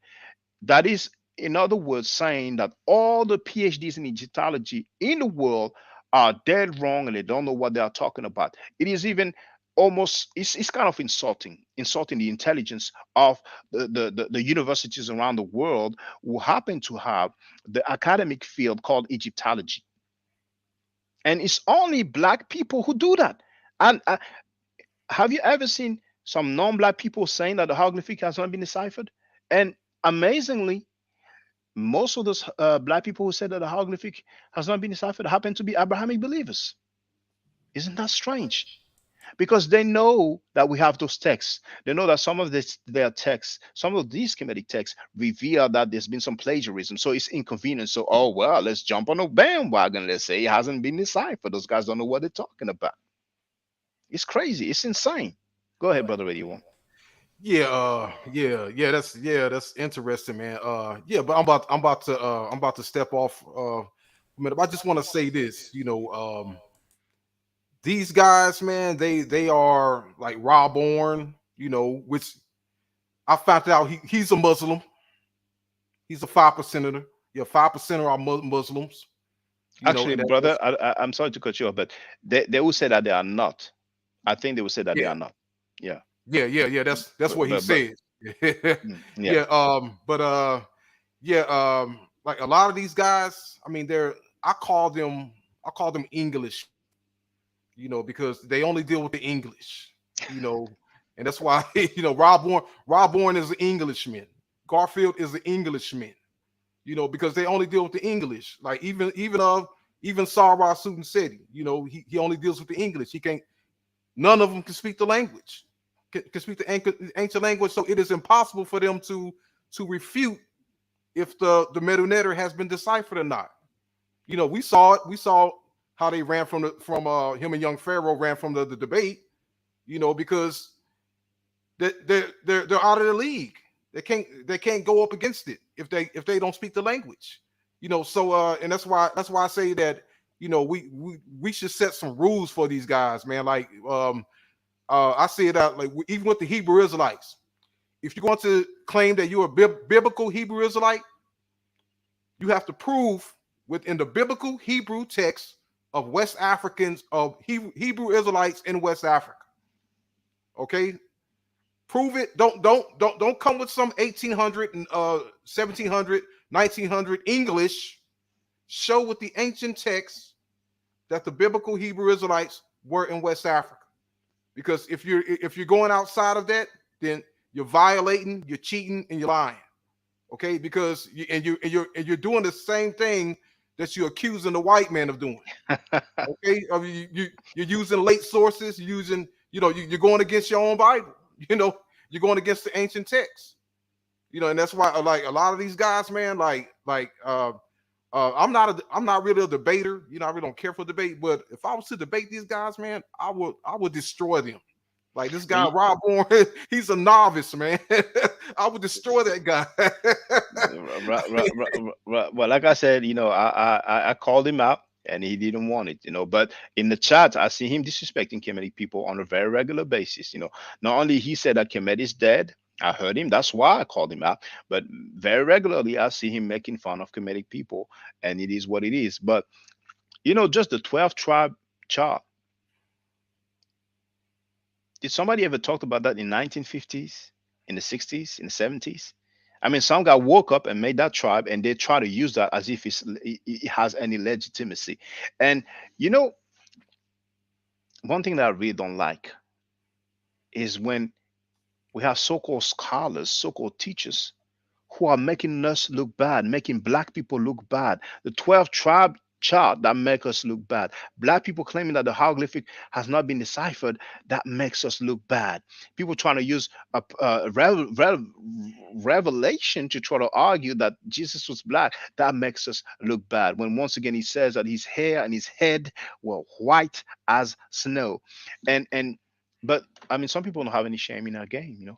But they're going to continue to do what they do. We can really have some clarity, brothers and sisters. As you can see, I'm open for dialogue. I always put the link in the chat so people can come and have a talk with me. Chief X, when he was about to say, "Oh, you know what?" I said, "No, please save it. I want to be amazed. I want to be caught off guard. I want to be in the ropes." And he told me, "You're bold. I appreciate your boldness." He didn't show up. Maybe some other people will show up. Some people might feel like I'm trying to look for clout or whatever to build up my channel. I'm just stating it for the record. The situation is really critical with the so-called conscious community. If it was a conscious community, people will be presenting facts. People will be presenting facts. They're not presenting facts. They're presenting rhetorics, conjecture, and fictional stories and fairy tales. And it's just pitiful. We look so bad. There's a brother, PhD in theology or something like that. I talked about it. His book is called The Bible is Black History. And he even has an institute. I made a video about that recently. I didn't even know. So why doesn't he speak out? Now, he doesn't have to say, I defend that documentary, but he can say, well, okay, uh, for the record, there's some validity in claiming, that so and so was black. You know what I'm saying? I mean, where are the Pan Africans? Don't we have Pan African scholars? Why don't they say, oh, the brother is right? You know what I'm saying? It was black people. Where are they? I don't need to say names, but where are they? So Pan Africanism, brothers and sisters, besides the fact that they defend rapists and pedophiles, they're not stepping up to the plate when they are supposed to. Well, with Kyrie and Kanye, the stakes are too high because anybody that defends Kyrie or Kanye at this point, I mean, they basically have busted Kanye from a billionaire status that he's talking about. He has like a $140 million liquid. So I think that's Yeah, but probably I'm sorry to cut you off, brother, but that's retirement. hyperbolic, maybe. That Yeah, it's true. They say that he's no longer worth a billion, but if you have 400 million, that's retirement for life, for you and your children, unless you're really balling out of control. And there's a video. Unfortunately, it has been removed. He was a rabbi and showing pictures of monkeys, and he's talking about Jesse Jackson and Farrakhan and I don't know who else. And he's saying they're like monkeys, and he says in Hebrew, monkeys called Kof. Yeah, Kofi Annan. Kofi Annan, who used to be the head of the UN, and the title was Racist Rabbi. They removed it. Wasn't convenient. I never heard any Jewish people condemning that rabbi. So at one point, if we're standing on truth, if this is a real story, I'm saying, where are the scholars? Why don't they stand on truth? Dr. Khalid Abdul Muhammad made some worse statement than Kanye and Kyrie combined. He had some scholars who backed him up. So where are the scholars now? And once again, I don't expect any Pan-Africans to go and say, I agree with what Kanye said, I agree with what Kyrie said. Where are they to say, well, there's an issue of uh, black Hebrew Israelites? Here's my take on this. They should actually jump on that opportunity. They know which word to use so they are not labeled anti-Semitic. I mean, people don't turn anti-Semitic overnight. Those Pan-African scholars work at universities, don't they? They have credentials in the field. So why can't they argue what they claim? I've been arguing what I claim, though I'm not a teacher in the field, but I'm standing on what I'm saying, and I've presented the data, the record, and so far, who has refuted me? And I'm not the only one, but I'm part of a minority. People make fun of me and other people because we don't believe in the Bible, because we don't believe in the Quran, because we don't believe in the Torah. So who are the mental slaves? People talking about mental slavery, cultural appropriation. And I know we're going to get cloudy because the platform is growing. But I used to say back then, rule number one, no fence riding. The butler Reggie tells people, don't recommend him, but he's hyping up a guy that's disrespecting Kemetic people, which is Batty Garfield. That's the world upside down. I'm not saying head so and so, but know where you stand. I'm Kemetic. You Kemetic people, I'm not rocking with you. Now, if you disagree with Kemetic people, you're welcome. Be my guest. Come. Tell me why you disagree with me. Tell me why you think what I'm saying is false. Let's talk. Where is Walter Williams now? Where is he? I don't know, Yeah, but I believe he lives in Chicago. Yeah, Okay, and he's an older gentleman. he's in yeah, his yeah. He's like 90s. I think he's yeah. 91, but he's past 90 years old. Is he still able to communicate well, Yes, or yes, he wasn't signed to this okay, channel like maybe a month or two ago, okay? you know. But I'm sorry. That Walter Williams, if you're listening, I bought your two books when I was living in England. I read them also. It's important to say because a lot of people, we show you 10,000 books, they haven't read them or they read a few pages. And I respectfully disagree with you, Walter Williams, if you hear that. And if you want to have the discussion, I'd be glad to have it with you. But your claim, unfortunately, does not help our people. It's a dangerous claim. It's not scholarly. It is inaccurate. It is wrong. And you can help our people by reconsidering what you have stated before. So, that's what I want to say. That claim is just a horrible claim. A horrible claim. The Greeks were there when the language was still spoken. And besides the Rosetta Stone, I have shown in the Louvre Museum that document which is dated 400 BC. That's I'm sorry, not BC. Um is it BC? Oh, let me show it for the record so people can Four understand. thousand BC. No, 4,000. No, no, not the 4,000 Okay, You mean BC. That's there. No, the Rosetta Stone? no, not no, another document that's um before Champollion got his hand on the Rosetta Stone. But if I put The 2,000, it will show up. the Canopus Stone, I think. Yeah. No. It's just a small Oh, thing, but I want to show it. hmm. There it is. I'm going to share the link in the chat for purposes.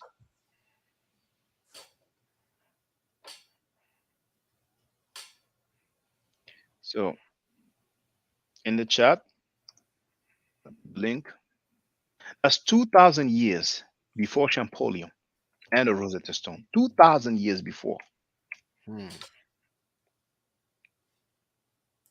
See, it's in the chat. Now let me show it. Won't be long.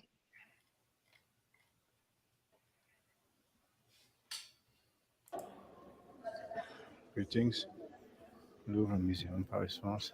Now, I'm just about to show you that thing, that artifact, which is 2,000 years before the Rosetta Stone, just to show you that when people say that the Medu has not been deciphered and it's a Rabbi, this is the artifact here, and the reference there, E30 890, and this is the breakdown of the phonetic values of those different glyphs. I have another video where we can see the artifact better, and I think we can even see the reference that I have read. But if people want to doubt what I'm saying, but here we have the breakdown, and I'm gonna put the volume down anyway. We have the breakdown. It actually spells the name of a ruler. That's 2,000 years before Champollion and the Rosetta Stone. How come it matches with the phonetic values? Somebody needs to do. So basically, they drew some symbols, and out of luck, it happens to spell it.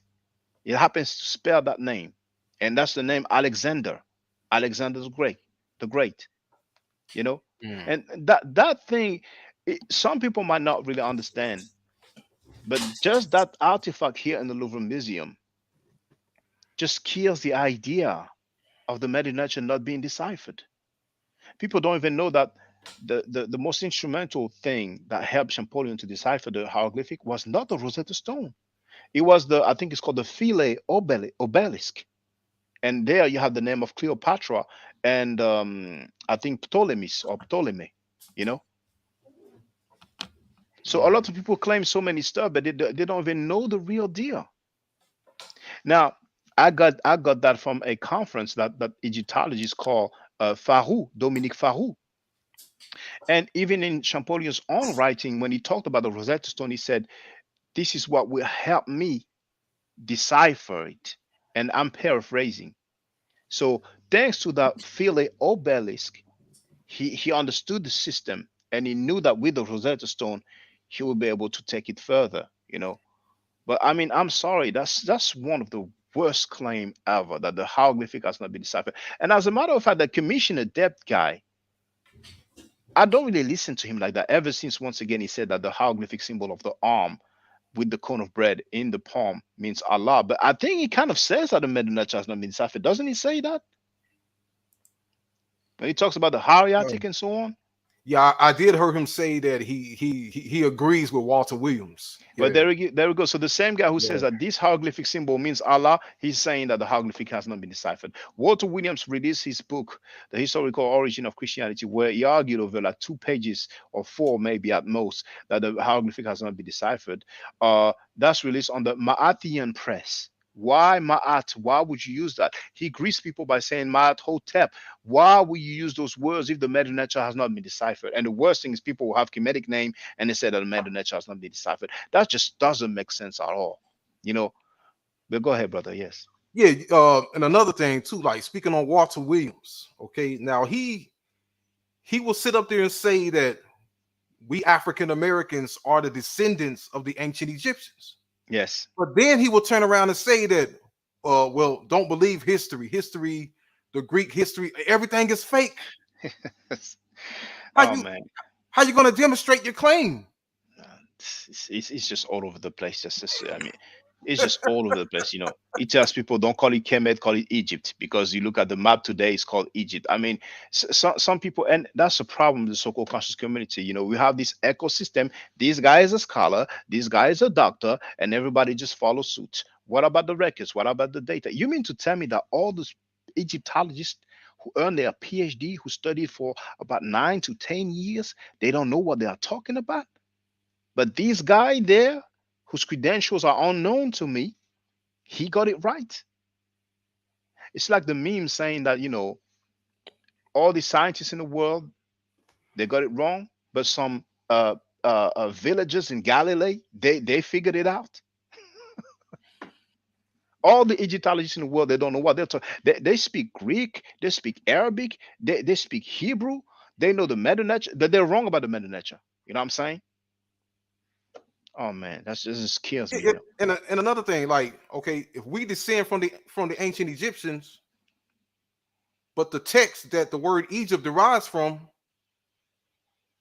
I mean, head capital. Yeah. You're saying that we're not descendants, we're descendants of the ancient Egyptians, but you're saying that the text, the Greek, that the word Egypt derives from is fake. So pretty much, Egypt didn't exist. I mean, It makes no sense. It's I it's mean, just it's just I'm so sad when I think about that claim. I'm like, oh man, he could make a uh, man.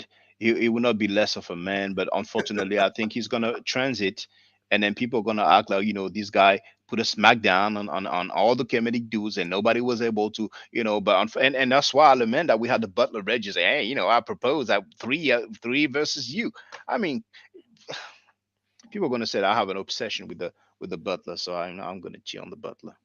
Butler has been doing this for 30 years. Hey, I'm gonna sign off, brothers. yeah, Yes. All Okay. right. yeah, yeah, Take care. All right. yes, yes. Thank Peace, you. peace, brother, peace, All right. brother, inspire Yes. one. Okay. All right. Yeah. And Yeah. you see, there's that thing that I want to show here, and actually I'm gonna get ready to close out as well. But here we have a channel.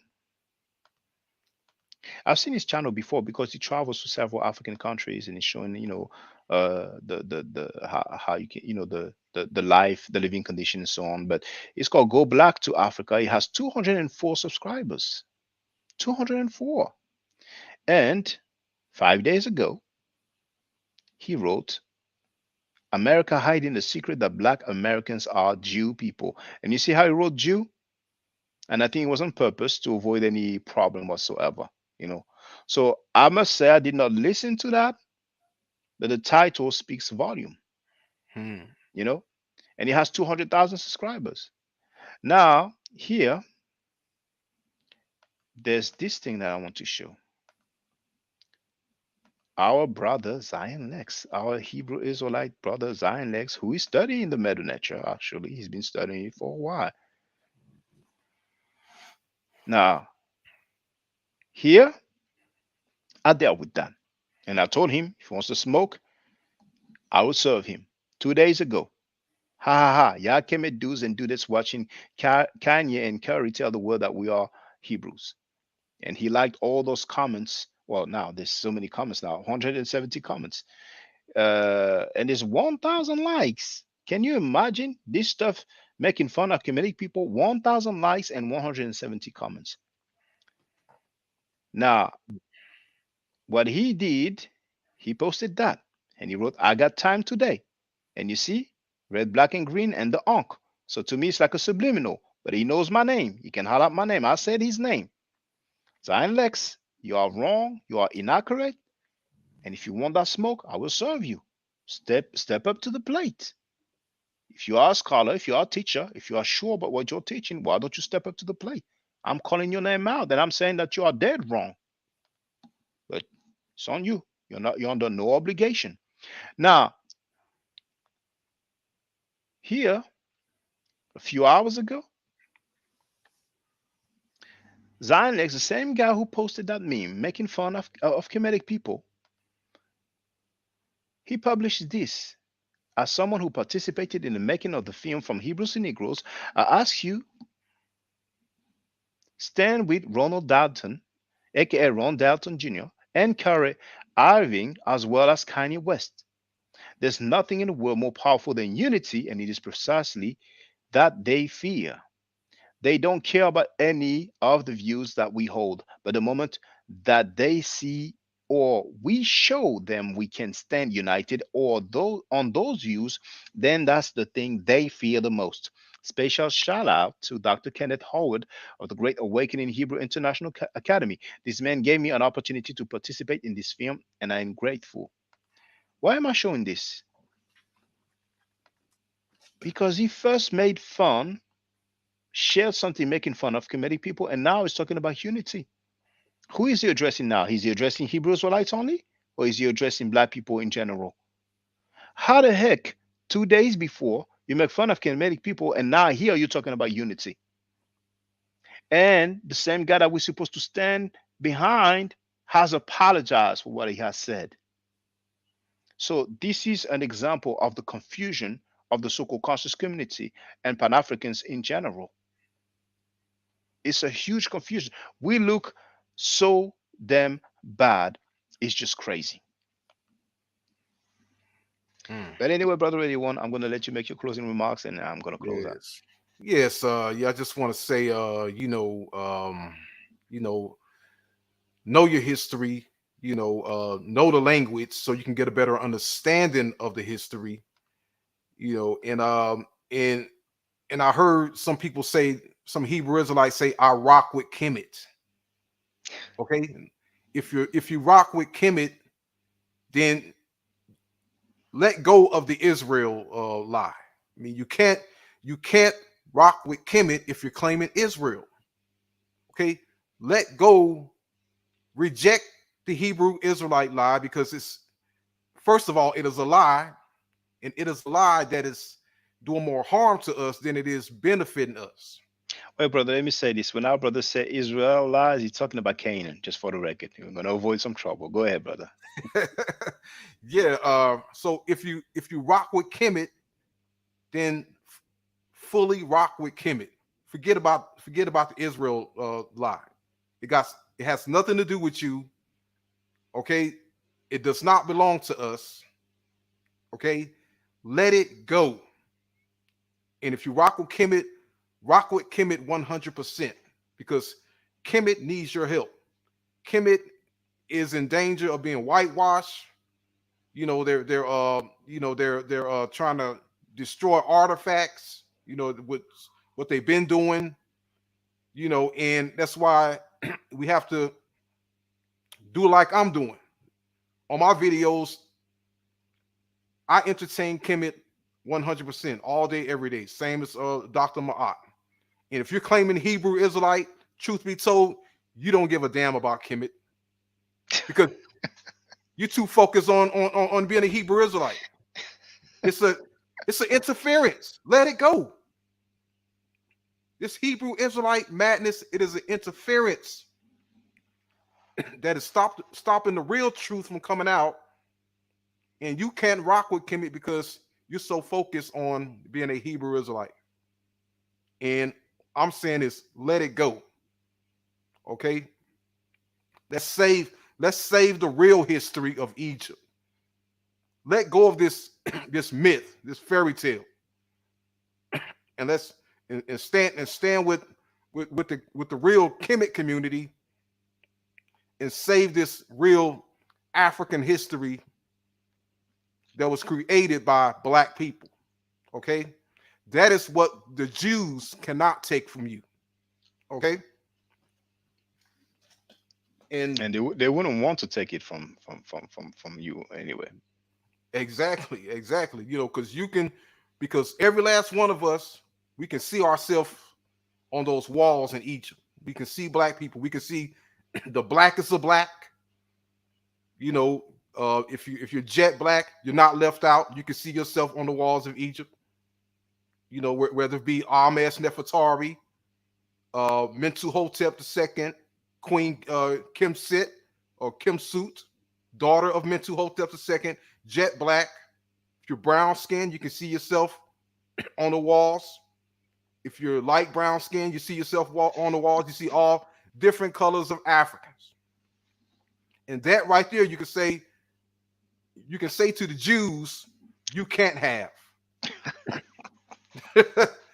That is ours. Keep your hands off of that. You know, but this Hebrew Israelite madness, Or they can follow it, if they want to yeah, be Kemetic, it's fine. We have plenty white Kemetic people, you know what I'm saying? We have, yeah, we have more white people who know the meta nature than black people. yeah. Mm. And we have some white people who follow the Kemetic tradition, Kemetic religion. They worship Ma'at, Isis, and they do that. They're Yeah, really about that life. yeah. I see. Yeah. I see that. I see that. You know, but yeah, that's all I want to say. You know, let go of this Hebrew Israelite fantasy and really rock with Kemet. You know, and let's stand together and save real black history instead of some biblical fairy tale based in a desert, in the Sinai desert with no history. You know, and that's all I want to say, brother. Y'all don't want to keep you all day. Yeah, peace out, brother. And Peace, yeah, brother. it was Thank you for good, coming good, in. yeah, good building with you, brother. And yeah, just keep doing what you're doing. Thank you, Yeah, brother. Thanks a lot, brother. So, brothers and sisters, I'm going to close out this live stream. We have 14 people on watching right now. I did not really check for the likes. Oh, 15 likes. Okay, not bad, not bad. And Lowen here went to jail for a little while over some tax stuff. Wesley Snipes also went to jail for a little while over some tax stuff. Some people are speculated that it was some Moorish people who advised them. I don't know if it's an accurate statement, but there's a few Moors who have been to jail because they claim sovereignty and took other people's property over the sovereignty claim. So some inaccurate teachings can really get you into trouble. And now we have seen once again with Nick Canaan and Curry. Now Kanye is something else. Kanye is going through some stuff. So but Kanye also claimed something similar to what Nick Cannon has claimed. And Kyrie also, but Kyrie did not really make a claim. He only shared a documentary. That's all he did. But obviously, he kind of agreed with some of the things that was shared. I don't think he would just come across a trailer and just share it like that. But anyway, to each his own. If you happen to be any of the person that I have mentioned and you want to have a discussion with me, then feel free subscribe to the channel. I'm not really scheduling the live streams, but I'm live streaming on a regular basis. I'm planning on live streaming tomorrow about the same time. So you will have the link in the chat. You can get on the panel as long as you don't mind showing your face, and you can catch me off guard. You can talk with me. You can disagree with me. You can even dislike me, but as long as we talk respectfully, it's cool. You don't have to agree with what I'm saying. You don't have to like me. Don't like to have like my website or my YouTube channel. We can definitely talk and have some clarity. Even if you're not a person that I have addressed, if you know them, like them, appreciate them, follow them, feel free. Whether you agree or disagree with me, feel free. If you want to talk about something that I've said today, yesterday, 2 months ago, 2 years ago, 10 years ago, fine, let's do it. And yes, that's it. So thank you to Brother Radio One. Thank you to Brother Inspired One. Thank you once again to Brother Amunmin Arasut Atum for becoming a member of the channel. Thank you once again to Big T 1414 for that $5 donation. And stay safe, stay healthy. If you're not part of the solution, you are part of the problem. Dua itu dua nicheru. Hotep. Now, for the record, for those who don't know, I'm giving Medu Nature classes. And here, that's the flyer. Okay? So, those who are interested, feel free to holler at me. If you're not interested, it's cool. But I recommend that everybody who has not yet seen the video, Kemet and Ma'at, before Judaism, Christianity, and Islam, then watch it. It has about 300,000 views and really deserves to have a lot more. I just want to let everyone know who's listening in now and who's going to listen to this stream in the future. I just had my first Meta Nature class by Brother Shaka today, and I've had other Meta Nature lessons by other teachers, and I can tell you right now, the brother is the best in the game. He is that was one of the best classes I've ever had ever. So if you're interested in learning the Meta Nature, if you're interested in getting the basics of it, Brother Shaka is an awesome teacher. Get with him, and it's extremely affordable. This brother is giving us his time and his skills, and he's basically giving it away. I mean, I just consider it a donation. You know what I'm saying? So if anybody is interested in learning the Meta Nature, get with this brother right here. He's an awesome, awesome, awesome teacher. And I'll end with that. Hotep Senu, Hana Senut. This is Julie, also known as Servant of Yah, and I'm currently taking the Medu Nature classes with Brother Shaka, and it has been an amazing experience. Only 2 lessons so far, and I feel like I've been taking the classes for months, just with the how in depth he goes into the vocabulary words, the construction of the language, the grammar. It's been immeasurable, the experience. And one thing that comes across, hands down, is his extreme passion for teaching this to anyone who is willing to learn and has an interest in learning. So I highly suggest, if you are interested, even a minimal interest, that you subscribe to the classes with Brother Shaka. It's such a nominal amount for how much you get. I know, like, our last class was over 2.5 hours. It felt like 2 minutes, but because that's how, involved you are in what he's teaching and how he teaches and how compassionate he is about what he teaches. Also with sharing materials free of charge. No question, no doubt. It's just what he does. He doesn't have to, but he does.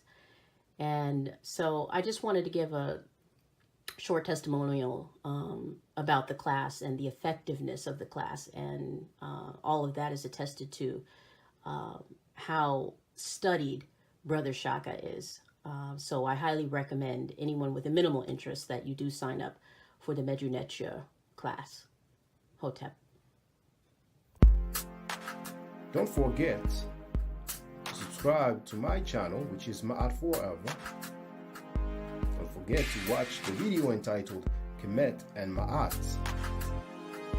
Don't forget to share Kemet and Ma'at on my channel on Twitter, Facebook, Instagram, WhatsApp, or other social media that you use.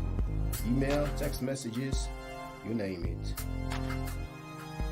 Those who wish to donate can do so on paypal.me/ma'atforever.